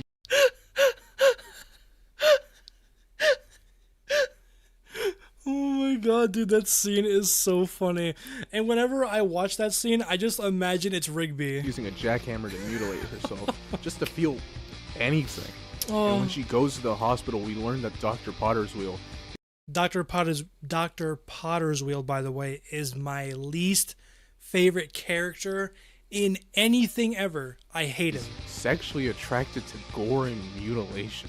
Well, bad is relative. You see, I became a doctor because blood and injuries don't affect me the way they do most normal people. The Fucking good Lord gave me gross. the gift of not being disgusted by horrible lacerations or avulsions. Quite the contrary. Lucky. Encouraging Blubber. How does that one plankton meme go? You're so old, Grandma. You gotta go into like a box and float down the river, Grandma, or whatever. Sorry, I'm a little drunk, but yeah, this guy needs to needs to, you know. Berta to go even further regardless of her own yes, I do, well-being. Pickle Master. Yes, I Something do. Liberta just goes along with, just desperate for affection. She then takes painkillers prescribed to her by the doctor and returns, even more mangled and mutilated than before. Yeah, McKinley, The doctor clearly deriving a lot of pleasure from her pain. Christian, you said you're going to Describe bed, your pain. or you were leaving. Please. Please. Well, there's a steady throbbing pang pulsating through my... Chat, you know, it'd be funny, by the way. I'm trying to ignore this scene because it gives me creeps, but I should do a stream where I get drunk and play a driving simulator. Now that would be fun. whole lower body burns intensely. It's it creeps it's down like from my... I don't have a problem, by the way, with Blubberta, you know, with that voice. Like, it's whatever. It's Dr. Potter's Wheel. It's head shooting ever so slow. Doctor? He then ups his dosage and hands her his handkerchief with his name on it. Disgusting. Alberta then goes home and masturbates once more, but this time without the drill. Oh, yeah, Only with Christian, the you did. Yeah, handkerchief you're and the right. mental image of Dr. Potter's Wheel's affection. This works far better than even the drill did, and she seems to have found a cure to her loneliness. Something she excitingly tells the doctor about, only to be met with rejection.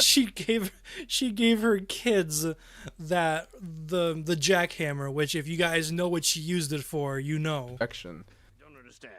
There's no change from this morning. Why are you back here showing me this? I'm showing you because you've cured me, Doctor.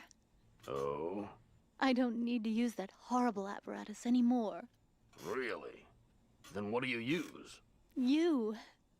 I thought of you. Jackhammer. That's all it took. Oh, well then you can go. Go. Yeah, sure, fine. She realizes that Dr. Potterswheel doesn't actually care for her, instead only interested in her for her self-mutilation. She's clearly distraught from this information, and as the doctor is about to leave, the phone rings. This scene also, by the way, is one of my favorite scenes in anything ever. Yes? Clay Puppington? Put him on. Yes, Clay, what can I do for you? Orel? Well, who shot him? Oh, I had a few too many highballs, eh? Well, bring him in and I'll discreetly treat the boy. You better go. The mound goats. Okay, and before we go on, someone in the comments a while ago told me that this right here was a callback to when she gave Orel that plate of like breakfast food, or the plate of cheese and bacon when he came back home from the camping trip, which I didn't even know, which I think was, you know, I thought it was really good. I didn't realize that. And I also like how when he picked up the phone and mentioned Clay, she didn't even care. She just turned away. And once he mentioned Orel, she looked for like a second and then looked away again.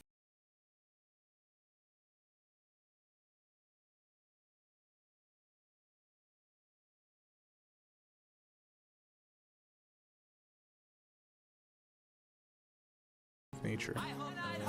Such a good scene right here. Why did you marry Dad? Oh, well. Why not? Yeah, she slightly cared. It's just that when he drinks, he changes. Oh, he doesn't change, Orel. That's just his true nature coming out. God damn.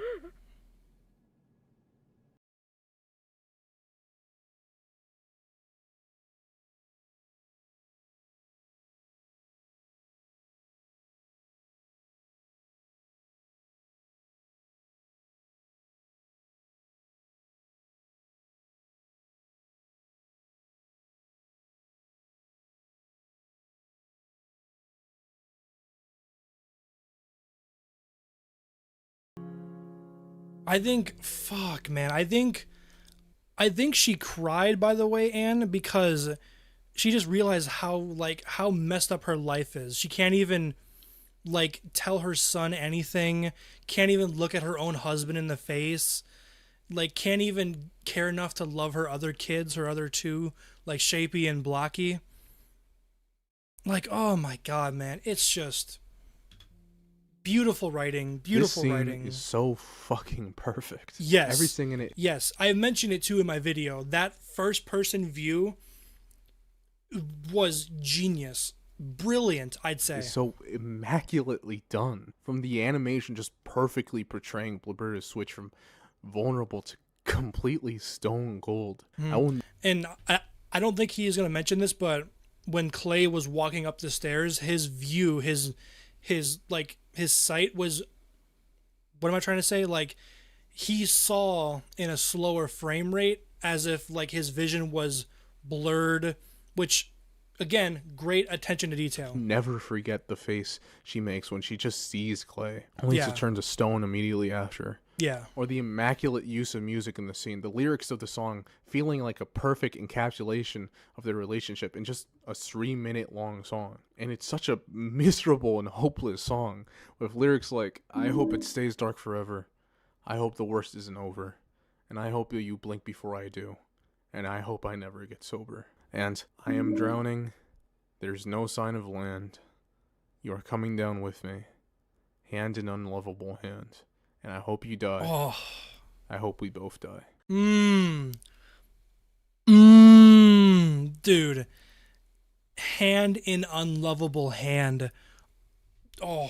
Lyrics that just feel perfect for Clay and Blibberta. It's like the exact type of self-hatred they exude and hopelessness they feel in one another. Too afraid to leave, so they stay together, resigned to live the rest of their lives this way. This is something I've neglected to mention before, but the music choices in this show are Eats fucking lyrics. incredible. I don't know why, but for whatever reason, the show just has a bunch of fucking bangers in it. Things that are completely Yes. in line with the music I listen to. But I've never felt like a show has ever perfectly got my music taste from when I was a little emo teenager. This trashy, Was that lo-fi Ian from indie rock Smosh? reminds me a lot of bands like The Ovens or Alex G. And most of these acts are really small, which, I don't know, I get it's lame hipster shit, but I think it's pretty cool they got a bunch of underground acts and just put them in a show. Keeping in line with Season 3, expanding on the lives of the townsfolk, Have a good we night, learn about Skullface. the lives of the voiceless background characters and side characters, and these people do not lead very happy lives. The episode alone is an example of that. Described by Hulu and HBO Max as the final nail in the coffin, Alone is one of the reasons the show got canned in the first place, having Yeah. an early version of the script sent out to Adult Swim alongside a canceled This episode is... It's the episode. Titled Adult Swim pulled the plug, and before I go into this one, I want to put out a content warning because this does get really fucking dark. Alone takes place before the events of nature and following three women How's it going, all Beryl? living in the same apartment complex. Miss Sensordal, Nurse Bendy, and Miss Colton. In this episode, we see them at their most private and vulnerable, all returning back to their lonely. Oh, Diego, empty not me. apartments I'm at going the to end bed of the right long after day. this. I'm going We to see bed. how a day in the life of these women goes. Nurse Bendy, who for the entire show had been portrayed as an airhead and as just like a childlike sex object, returns to her room seemingly depressed as she opens the door, coming Have a back good night, home from Ninja. presumably another day of Principal Fakey using her. She cheers up when the lights go on, like she's putting on an act, and we see her room looks a lot like that of a little girl's. And when she's alone, she seems to act like one too. We see two teddy bears, one called Hubby and Sunny. She's playing pretend with her stuffed animals, playing mommy like a little girl would, and we learn the reason she does this is to cope. And thank you kindly for keeping our joyous family together under this one love-filled roof. We all need people who aren't mean to me, or that don't act No, like they only care go about ahead, doing Zach, go ahead. dirty, awful things to you. We need family because they care that I'm a real person who has thoughts of sadness sometimes, along with happy thoughts, or scared or aloneness thoughts. I feel thoughts of emotions, and I need people to know that. So, thank you for keeping this family in good shape. The end for now, while we eat. Signed, my family. Nurse Bendy lacks anyone who truly cares about her, not just as an object of sexual gratification, but as a person. She Yeah. wants a family. She wants friends. This is honestly incredibly heartbreaking, and I think something people can really relate to. Not me, though. No one want me. But when I see Nurse Bendy, I see a lot of people in my life who growing up had a lot of negative sexual experiences. Now as adults or as teenagers, feel the pain of growing up in an incredibly shallow and appearance-based world run by the type of hyper-masculine dicks who reinforce the use of strict roles for all people. Sexism harms everyone, even those who perpetuate it to an extent, and growing up, there was a number of people I knew who wanted to exist outside of their sexuality, outside of their appearance, because capitalism and patriarchy had made everyone I knew into self-conscious freaks. Please, by the way, please, if you get anything from this video or like of what we're watching or the stream, please just don't ever let social media dictate the way you feel about yourself.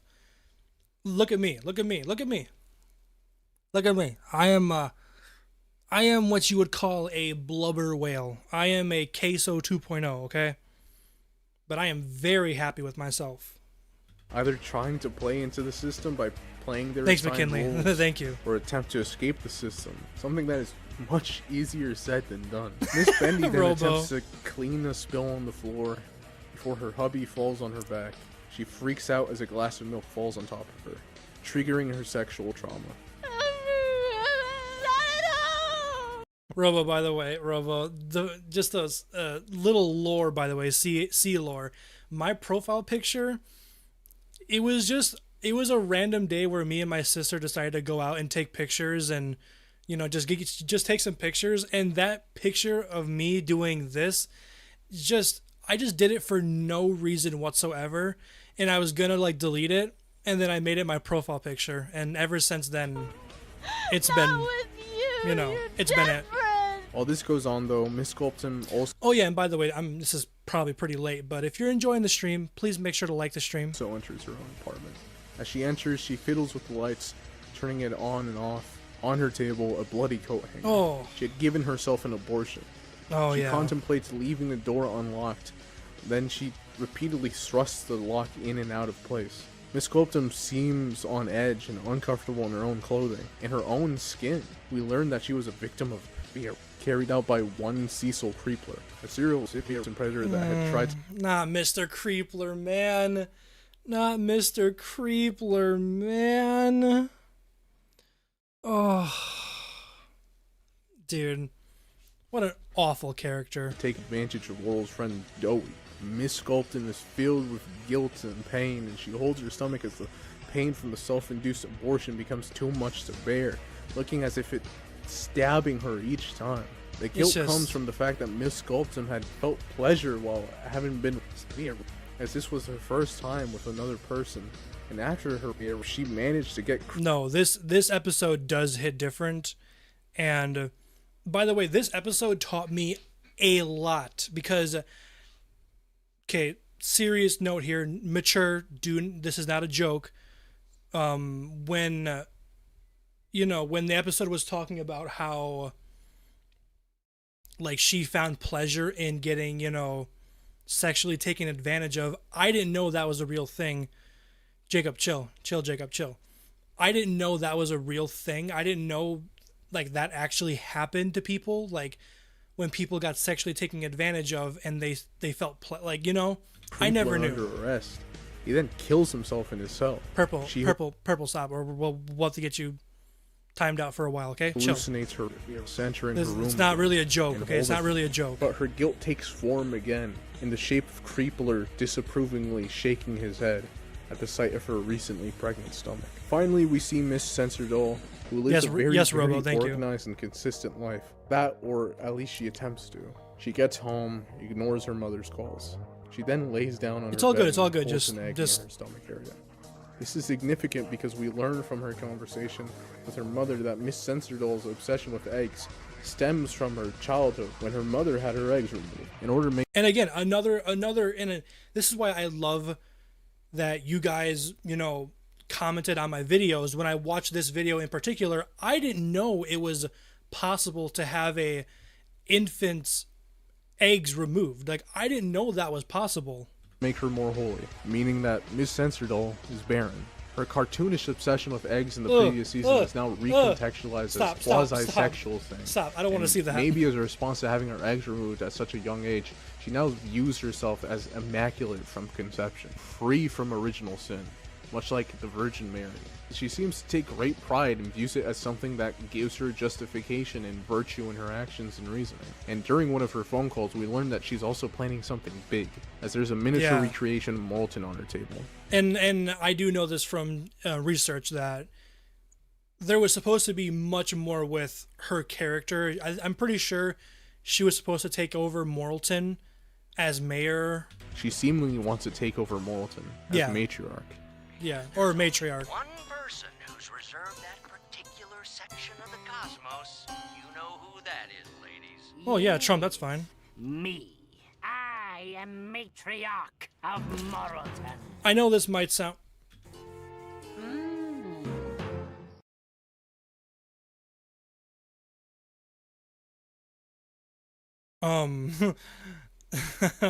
I forgot what I was gonna say. My bad. Forgot what I was gonna say. Okay, I'm out of here. Yeah, this episode is fucked, man. Yeah. I love this episode. I love season 3, and it's incredible how much of these episodes serve as a little microcosm of how just fucked American society and capitalist society is, even if it's Have a good night, Anna. Which, judging from this, It's true, face it. We have open minds. Yeah, we don't accept anything on faith. The coast is clear. Come on, let's read. Hurry before she gets back. I don't think so. Season 3 does an incredible job at showing how American society fails basically everyone. While some of these characters are bad people, the society they live in pushes them into even more self-destructive behaviors, and alone... No, well, yes, but that Dr. Stopframe, or whatever his name is, no, he's just a terrible person. Awful person. Is really good at showing how society really fails women and femmes. The title really is an accurate description for all these women's stories. Thank you for because joining they us, Anna. all Thank you. deal with the intense loneliness and Pottersville. problems that stem from their surroundings. Terrible Nurse person. Bendy desperately needs a support system and people who view her as a real person. Miss Colton needs not only support but access to medical services like abortions, something that even now is illegal in like half the United States and many places, and I'm assuming because of Morrison's religious fanaticism, abortion is definitely not allowed, which is fucked up because the town's doctor, Dr. Potterswheel, is willing to discreetly help Clay cover up the shooting and also is shown to be an all-around terrible person That's who why. might have accidentally That's why I caused hate his him. own wife's overdose due to a self-mutilation fetish. Oh, I completely forgot about that. I completely forgot that he even caused his wife's own death because he couldn't get over himself loving. Just awful character. Terrible character. But despite all of this, he probably wouldn't be willing to help her carry out a safe Hey, abortion. 60 people. And Hey, that's a new record, by the way. 60? Over to Dr. Potterswheel. Thank you, He guys. has a Thank shot you. for him that will Thank be you. virtually painless. Right, Doc? Well, I'm no vet, but then again, I'm only gonna kill it. And Miss Censordoll is too tied up in her own religious fanaticism, causing her own self-imposed isolation, feeling like she's above others, sees everyone as a tool to achieve a goal rather than human beings. And yeah, I can see why this episode was the one that broke the camel's back. Yeah. And made Adult Swim cancel this series. But I just gotta get this off my chest. It really pisses me off. Because in my personal least favorite episode, God's Chef from season 1, rape Awful. and sexual assault are just also included, but for whatever reason it's okay then. Because it wasn't taken seriously. It was a joke. Like, not saying, you know, the R word is a joke. I'm not saying what Orel did was a joke. I'm just saying in season 1, nothing was taken seriously. Where in season 3, that smile, oh my god, dude, I'm pausing at the worst spots. I'm sorry. But yeah, season 1 took nothing serious. Like, the only time a show can only talk about these things is when it's a punchline of a joke.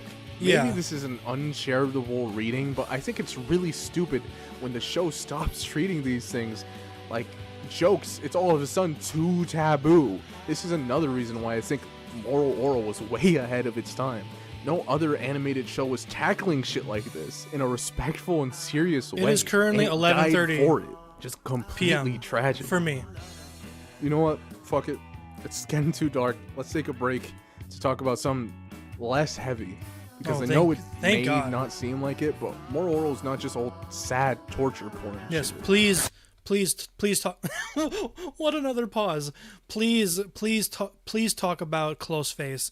Close Face, I'm going to say this, is my favorite episode of Moral Orel.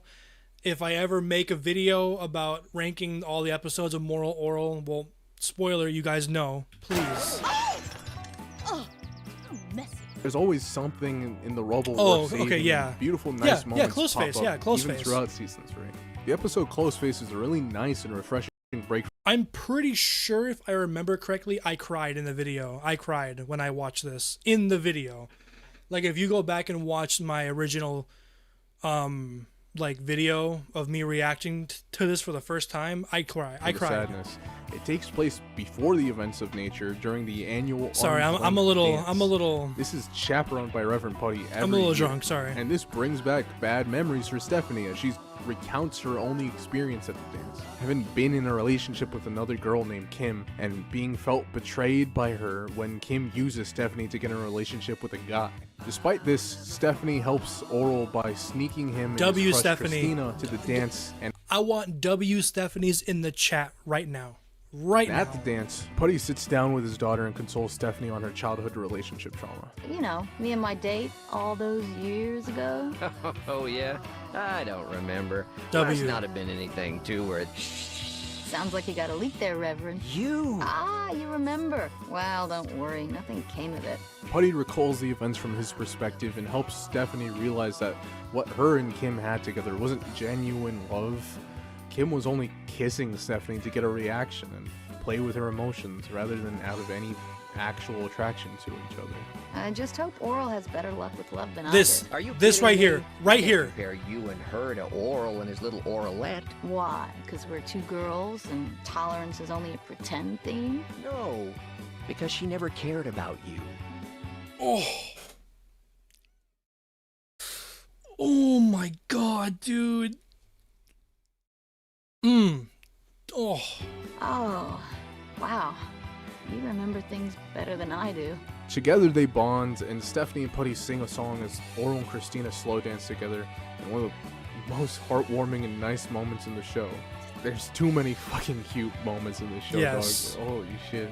Another Look, I'm gonna go on a little thing here, but Close Face is my favorite episode because it hits the most.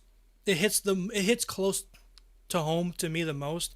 Sorry, I'm trying to think of words to say, but it's because all in middle school. I don't know if any of you can relate, but in middle school and in most of high school, I was bullied a lot for the way I looked.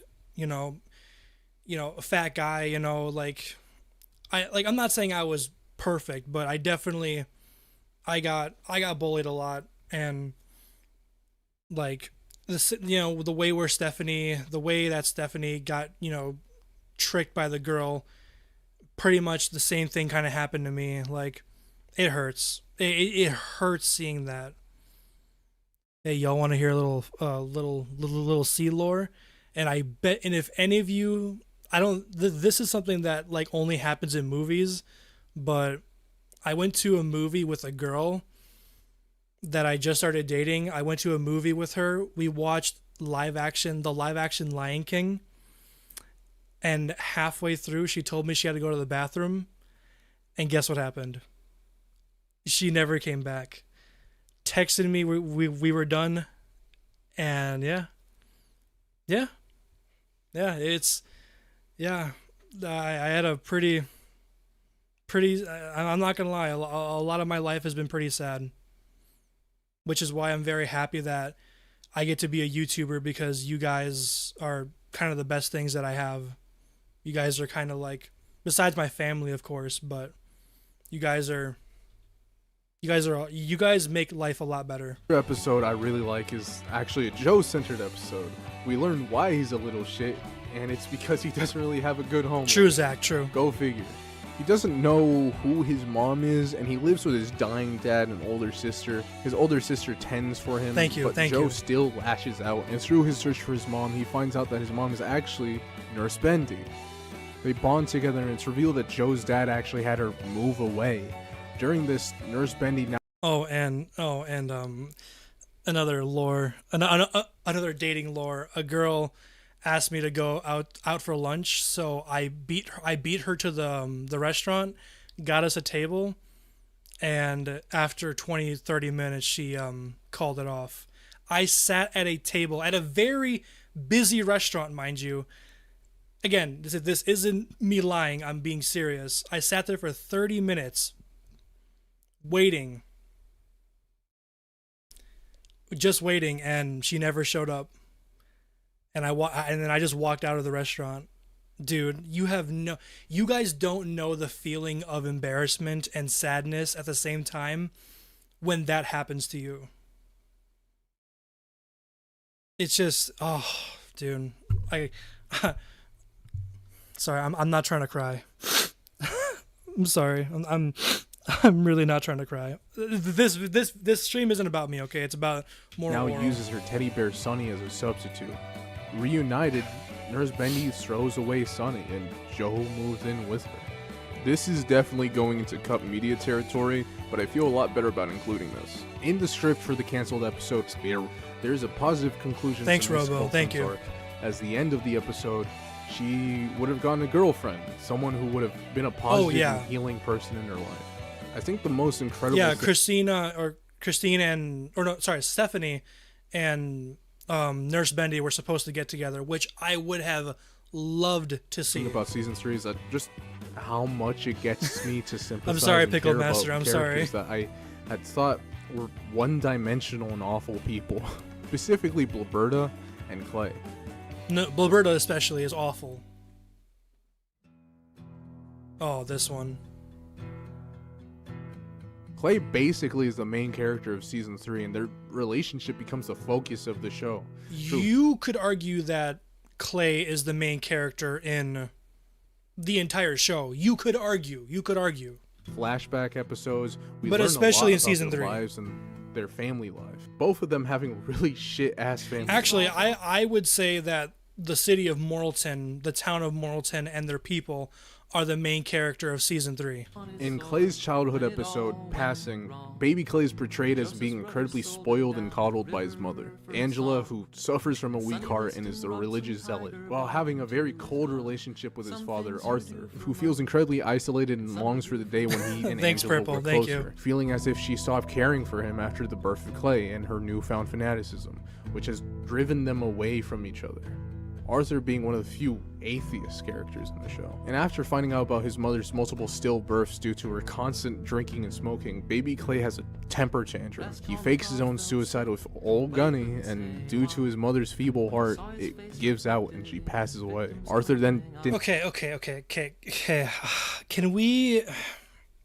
I know a lot of people hold Clay's death, or Clay's mother's death, against Clay. And to be fair, it is Clay's fault. But at the same time, he's a kid. He didn't know any better. He wasn't trying to kill his mother, you know? C is peak human design. Okay, stop. Chill. But, I wouldn't say it's the dad's fault. It's just, denounces religion in his son. She was in heaven before we got here. No, there is no heaven. I don't need any more of your leftovers. You'll go to Oh. hell for saying there's no heaven. You're not even worth it. You're not even worth it. Imagine your father Not telling you that. worth it? Arthur's decision to not slap Clay sticks with Clay throughout his entire life, purposely acting out in order to receive some form of attention from his father, even if it means physical abuse, as that's the only way he knows that he's worth something. In the end of the episode, Clay's father ends the tradition, giving Clay Old Gunny and telling him that there will be no hunting trip. Clay, for years it's been a grand puppeting tradition that the head of the household pass off Old Gunny to his firstborn son. But I'm not passing it on to you now because of that tradition. I'm in fact ending the tradition. There will be no coming-of-age hunting trip. I don't want this in my possession anymore. It's tainted with blood. Sure it's not just ketchup? No, look closer. You killed your mother with this gun. You know it's a sin to bear false witness. The silence is deafening. And remember the lost and last 63rd commandment. Thou shalt never forget thy loaded a gun when thou hast an innocent child in the house. Did you just say lost 63rd commandment? Okay, look, I'm not a Catholic guy. I'm not a Christian dude.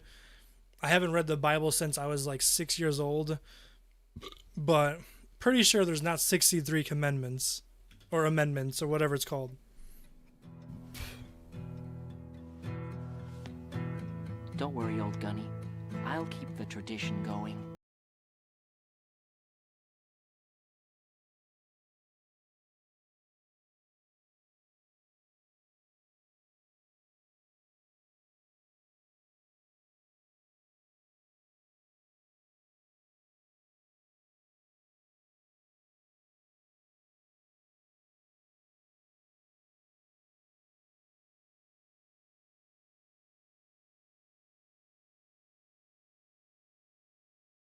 Son. I think Clay does love his son, just in a very messed up and borderline abusive way.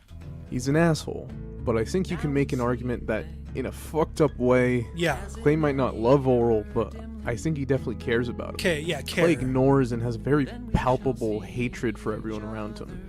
He rarely, if ever, acknowledges Shapey's existence. To be fair, everyone except Orel ignores Shapey. We know that part of the reason that Clay actually talks to Orel is due to pressure from Blurberta, and also in order to cut Arthur out of Orel's life. But we also know that to Clay, physical abuse is a form of affection. His whole self-worth is built upon abuse. He intentionally acts like a little shit just so his Luxury. dad will hit That's him. a good So way of. does he, That's a good way of in putting his own it. twisted way, That's a good. view what he yeah. does to Orel as affection? This recontextualizes nature to me because there is a chance that inside that fucked up brain of his, that he might genuinely have seen the camping trip as an opportunity to bond with Orel. While we will never know his true intentions, I feel. Thank you, Christian, for the $5 super chat. Have a good rest of your night, and thank you for joining us. Of course, tell Christian to have a good night. Chat. Tell her good night. Like Clay's motivation to go on the trip is both because he wanted to bond with his son and to experience a tradition he never got to experience beforehand. Where it all goes wrong is that I don't think Clay has the strength or motivation to actually put in effort and be a good dad for Orel. So instead of a moment of bonding, it leads to the complete severing of his relationship with his son. We'll never really know what Clay thinks. Whatever happened to him, it does not justify his actions now. Him continuing the cycle of abuse with Orel will never be okay, even if somehow deep down he does love him. Does he love Orel? I don't know. It would have been different if Clay would have, if Orel would have been like that guinea pig child, and then once Shapey was born, if he would have gotten nicer, but obviously Clay never did that. Clay is just a terrible person. Either way, he's an annoying piece of shit. Yes. Little gay ass nigga. Nene. What is that? What is that meme? What is that? What? What? Hurry up. Oh my goodness. Jesus. By the way, again, if you're enjoying the stream, if you're just enjoying the time that we're chilling, like the stream, I'd appreciate it. In the Season 3 episode Help, we get to learn a little bit about Blurberta's life prior to meeting Clay. Blurberta feels left out and isolated when everyone around her starts getting married. She's excluded, and the thought of marriage... Ninja, thank you for the $2 super chat. Good night, everyone, especially you, see me. Thank you, Ninja. Thank you. Have a good night. Everyone say good night to Ninja. Drilled into her say head good night. by everyone around her, as the only way that she may have a purpose to serve a man and get married are the only things that will lead her to happiness. She's excluded by her friends, her family, and community, and at one of her friends' wedding receptions... To be fair, though, Blurberta's dad did care about her and tried to be close to her, tried to help her, but Blurberta's mother just never allowed it. We see a young Clay, and she invites him to the reception party with the intention of getting him to fall for her. It's here at the party we learn a terrible secret.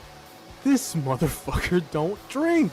This motherfucker don't drink! Dude, when I saw this scene, I was like, what? He didn't drink? You don't drink? With how much Clay drinks, I just assumed that he came out of the womb with a bottle of Jack and whiskey. Drinks? Oh, no. Isn't drinking a sin? Jesus drank. Well, true. A lot. I think it helps us to be better people. My father drinks. Yeah, Skull. If Jesus drank... 2 eyeballs! This fruity ass... Also, I love Blurberta's 2 highballs, because the actor's mic peaked terribly.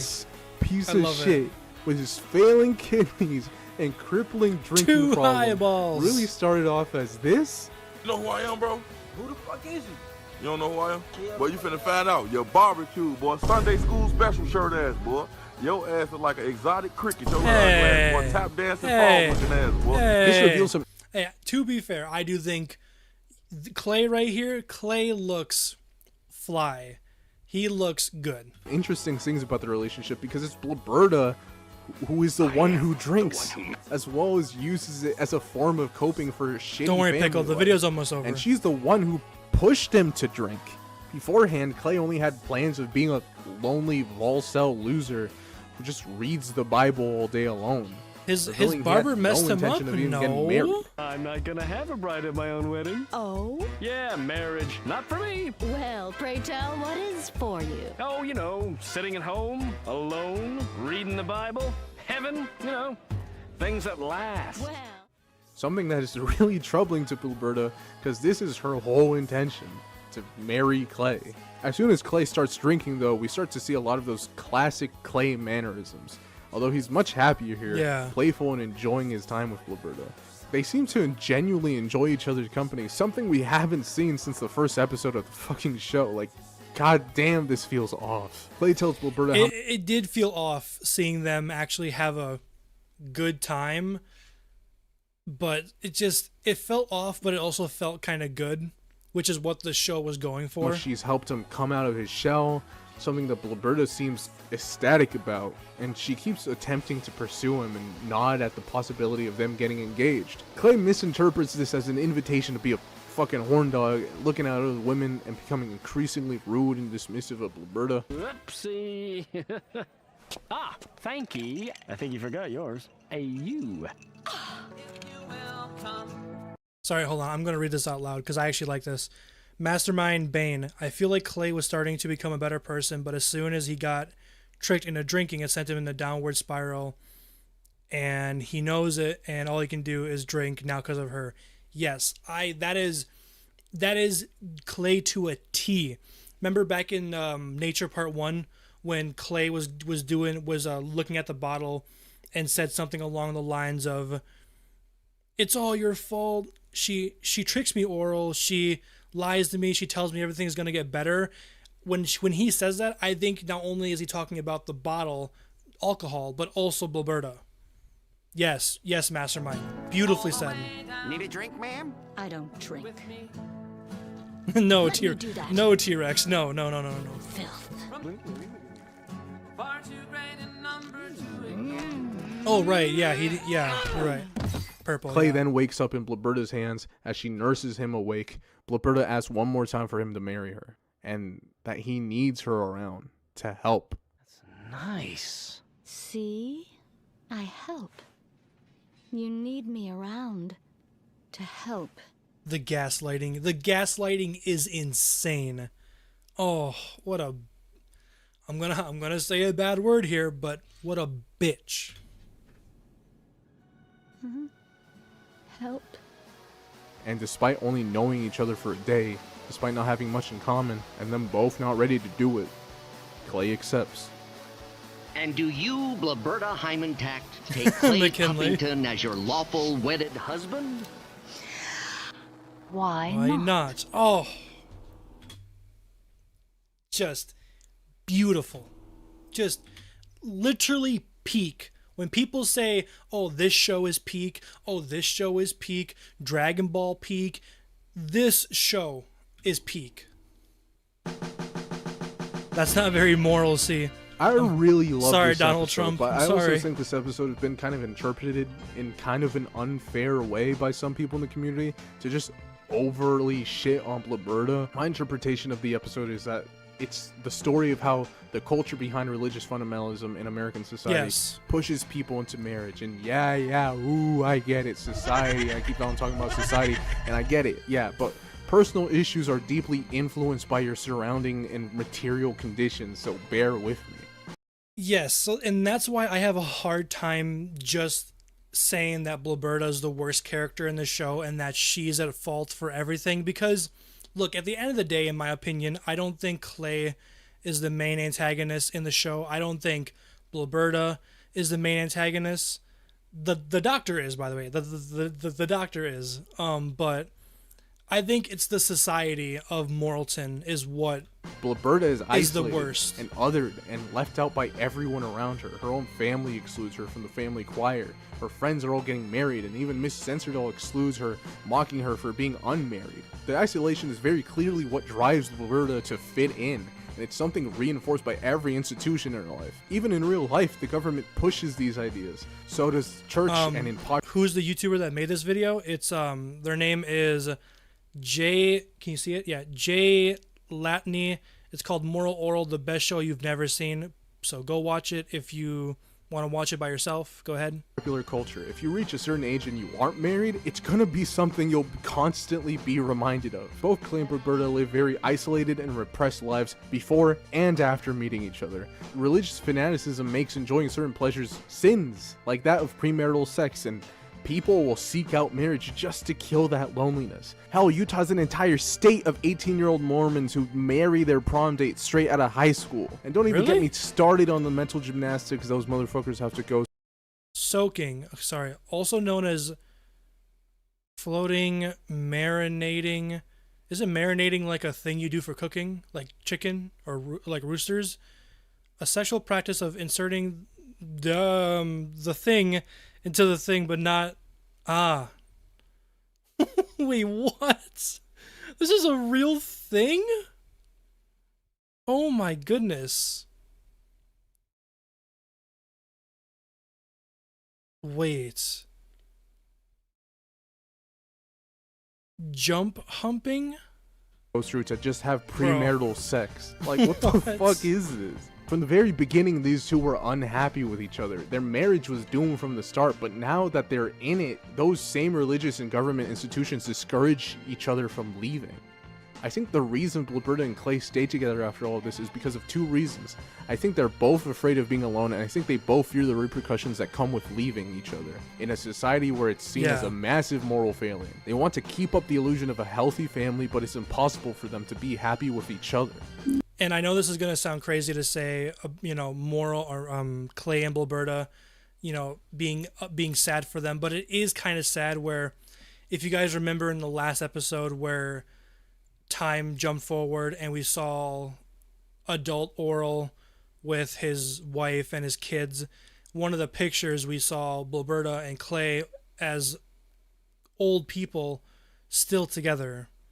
So we know as an audience that they stayed together their entire life, which is so sad. I think he's who I would be if I didn't get a divorce.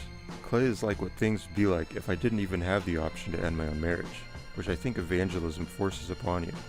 I think the thing that makes Clay and Roberta Mr. such Monkey, compelling characters is the I will think on my a lot own of us time, know just what not- Clay and Roberta, not on stream. maybe not to that extent, but hell, I definitely seen this same scenario play out multiple different times in my life. Two people rushing into a marriage out of a feeling of obligation, like a child or church, and end up miserable, unhappy people. Clay is a gay alcoholic sociopath who is molded into being this way because of the conditions of his surroundings, making him unable to express himself, unable to leave, and unable to even acknowledge the parts of him which are broken. Instead, he withers away in his own self-hatred, unable to express his sexuality, so it manifests as rampant misogyny and homophobia. Roberta is neglected and neglectful. She yearns for connection. She's lonely, arguably more now than ever.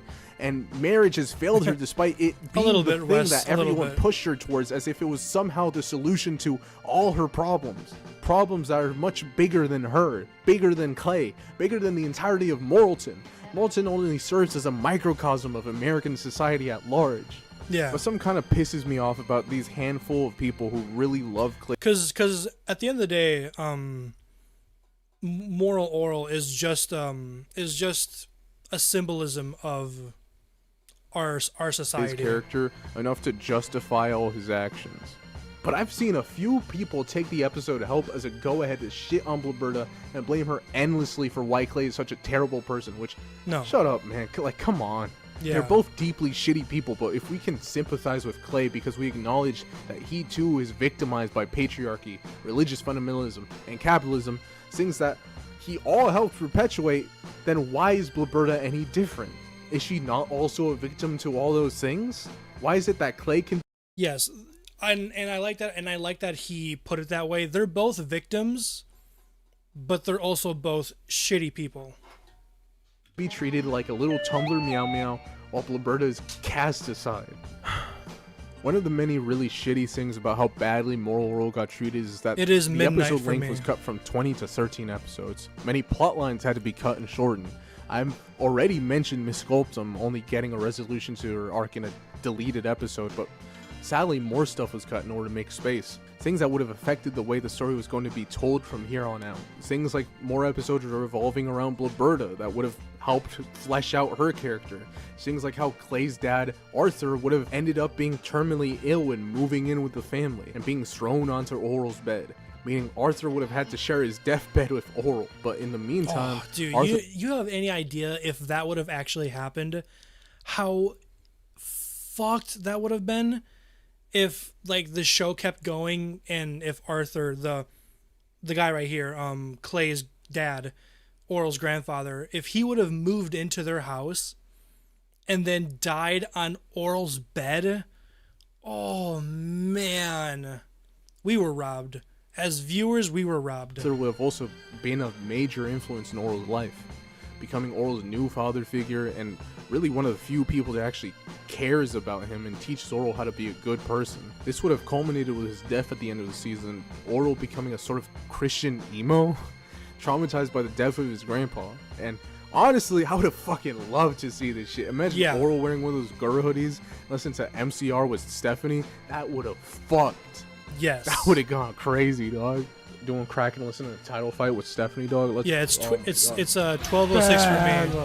Beverly. Elements of these lost concepts would later be reused in the 2012 Moral Orel prequel special, Before Orel, where 4-year-old Orel meets his grandpa for the first time and last time, and what's honestly a really sweet special. But something that really fucking hurts about the cut runtime is for how much immoral, dude. The jokes write themselves. I love the last two episodes. It admittedly does feel a bit rushed. Although season 3, episode 12, Nesting, has one of my favorite payoffs to any joke in any show ever. Gotta convince the mayor, son. This. Gosh, the mayor will see you now. Golly.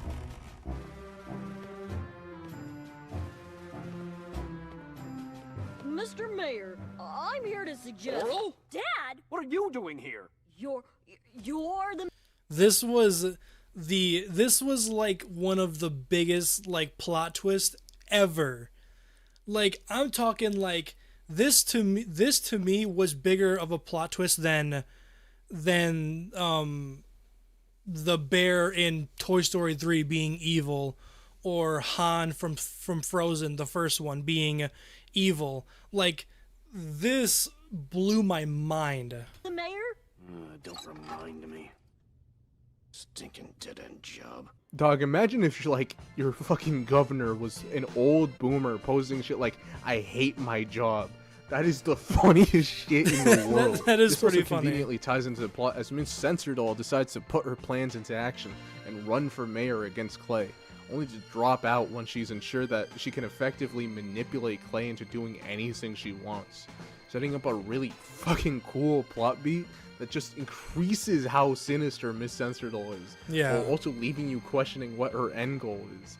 You know, it's so fucking cool. Her arc is dropped and we never see her again. Yeah. I don't know how many times never I gotta again. do that bit. We never see her again. I have faith. Well, to be fair, isn't Miss CeeAyeJay not even old? I'm pretty sure she just dyes her hair, or maybe if her, maybe because her egg got taken out at a young age, maybe that caused her hair to not have color. But she's still pretty young. She isn't a grandma or anything. Egg.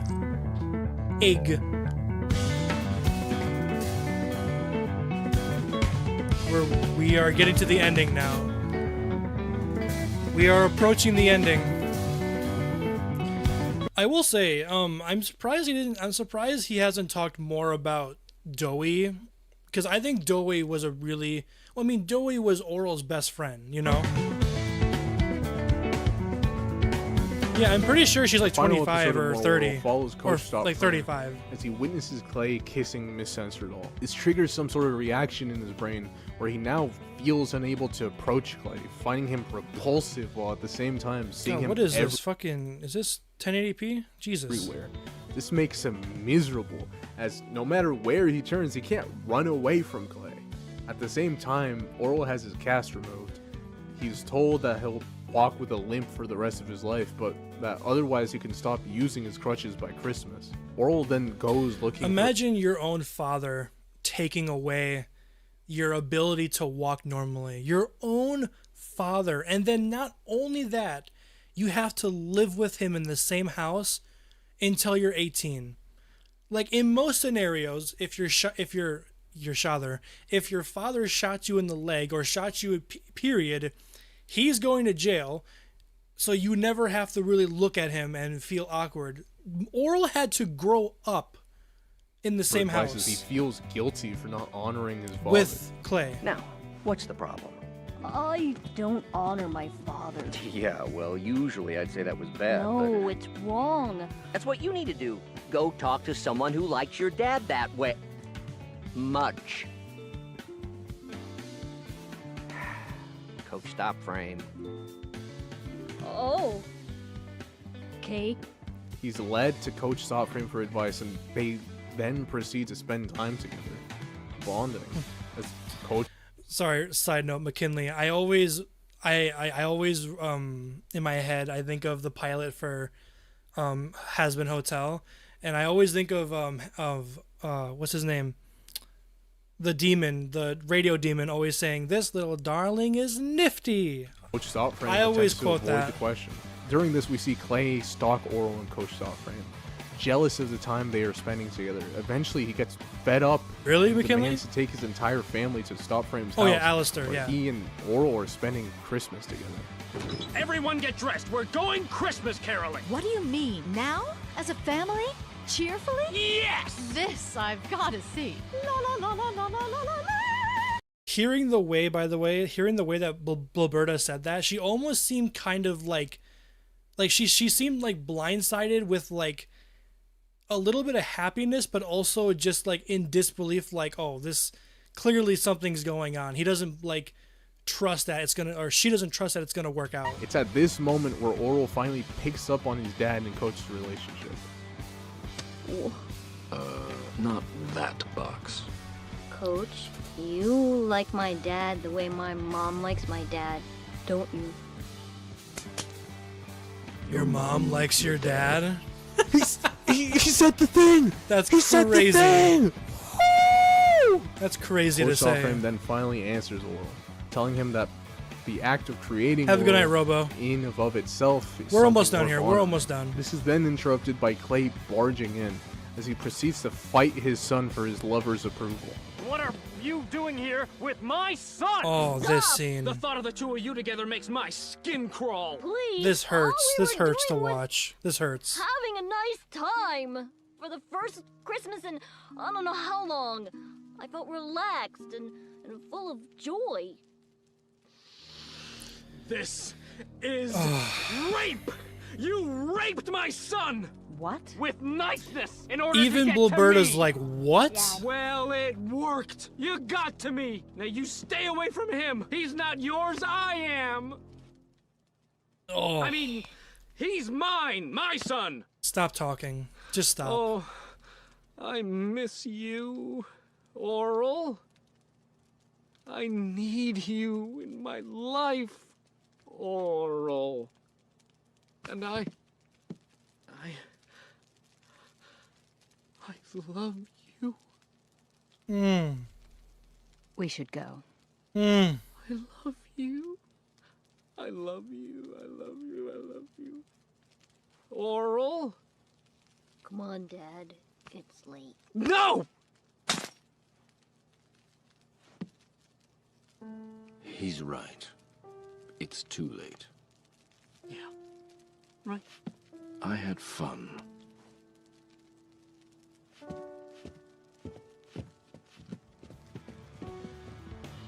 I didn't even think about that.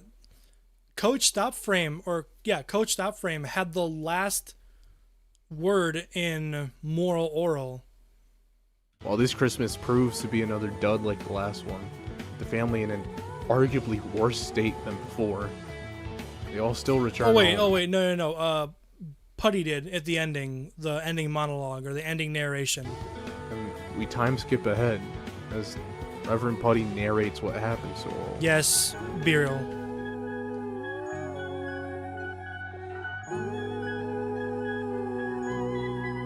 I love how he gets happier A and miracle happier. A loving family. Just like Yeah, that. well, okay, well, y'all can barely see it because of the fucking pixelation, but you can see Bilberta and Clay are old in this picture, and then I'm pretty sure this is Shapey being a cop and Blocky being a firefighter, or vice versa. I can barely tell. Out of nowhere. Now what causes this? A belief Hey, in Macros. God, a strong moral structure, blind luck. Who knows? Who cares? You're not gonna get any answers out of me. I'm just a puppet for the big guy. I don't write this stuff. The end. I mean, amen. Nice. Nah, who am I kidding? The end.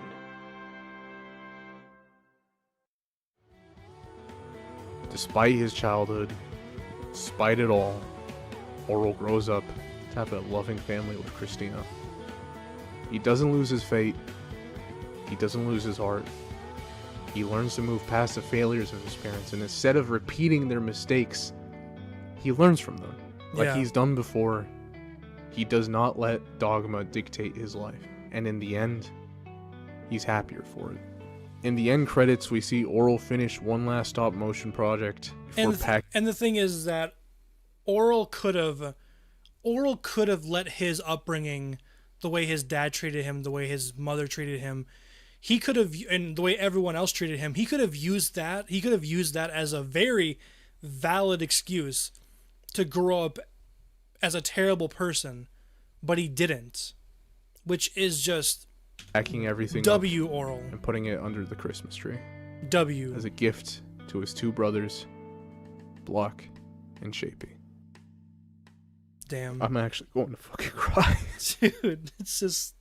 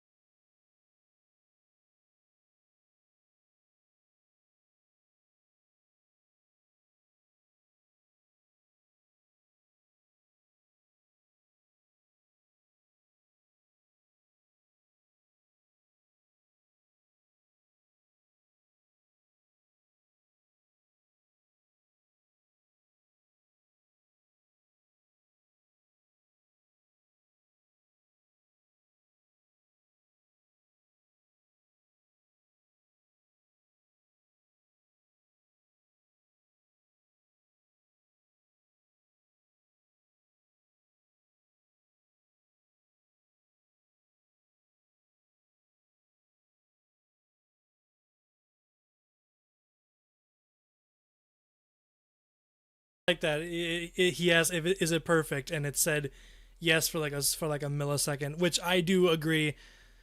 This show isn't perfect, but it is. Wrong with this show. In particular, I think God, Chef, and Elemental Orel are two episodes that fall below the very consistent bar of quality that this show has. Yes. There's also the issue of certain episodes betray. But it's crazy because, you know, God's Chef, if they would have just taken it seriously, like, and not made it as a joke, it still wouldn't have been a good episode, but it would have been better, A much character's better. moral growth for the sake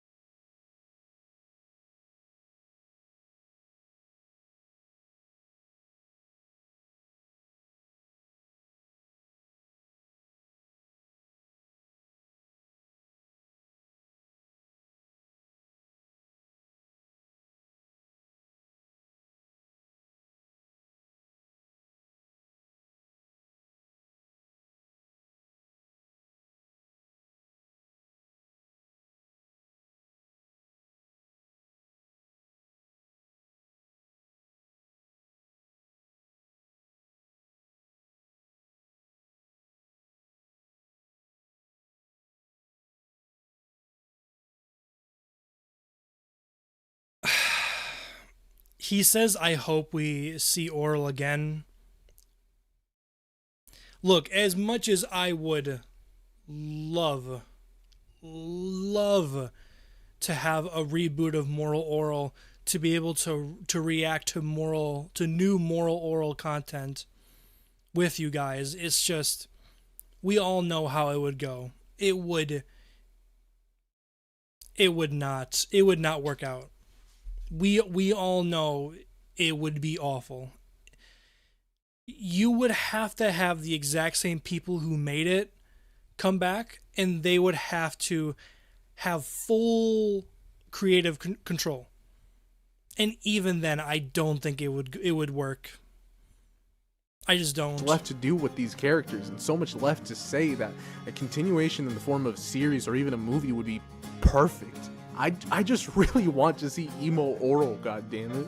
And to everyone who watched this video, I urge you to watch the show. It's on HBO Max and it's on YouTube for free. Yeah. And even if you think I spoiled everything, there is far more I didn't talk about. No, there's a lot in this episode or in this video that he did not talk about, especially when it comes to a lot of characters that he didn't touch up on. About in this show that makes this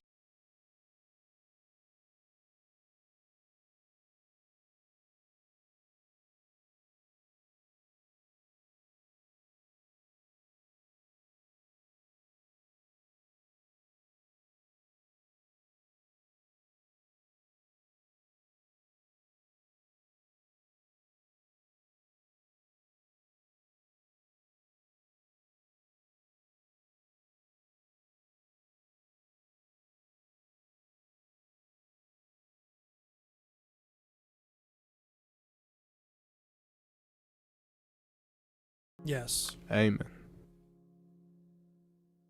No! Yes. What a amazing video, by the way. Amazing video.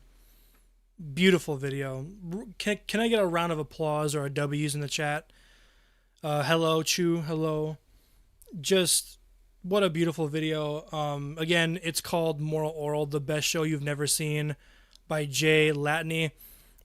By the way, him only having 47.8 thousand subscribers is criminal. Go subscribe. I just subscribed right here. Please go subscribe to him. Just in a great editing style. I love the editing style. It was amazing. I mean, hell, we'll even leave a comment too. What should we leave? What an amazing video.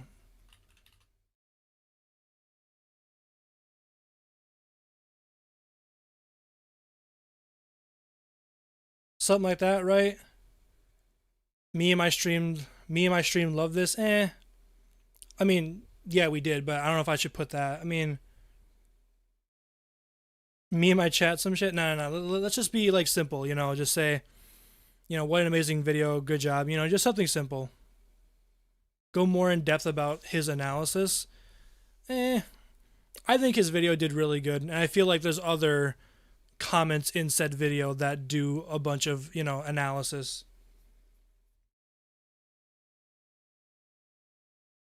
I'm going to comment that. I mean, I think it's a great video. I think his editing style, oh yeah, I mean, I did like his editing style a lot. Here, I'll edit that.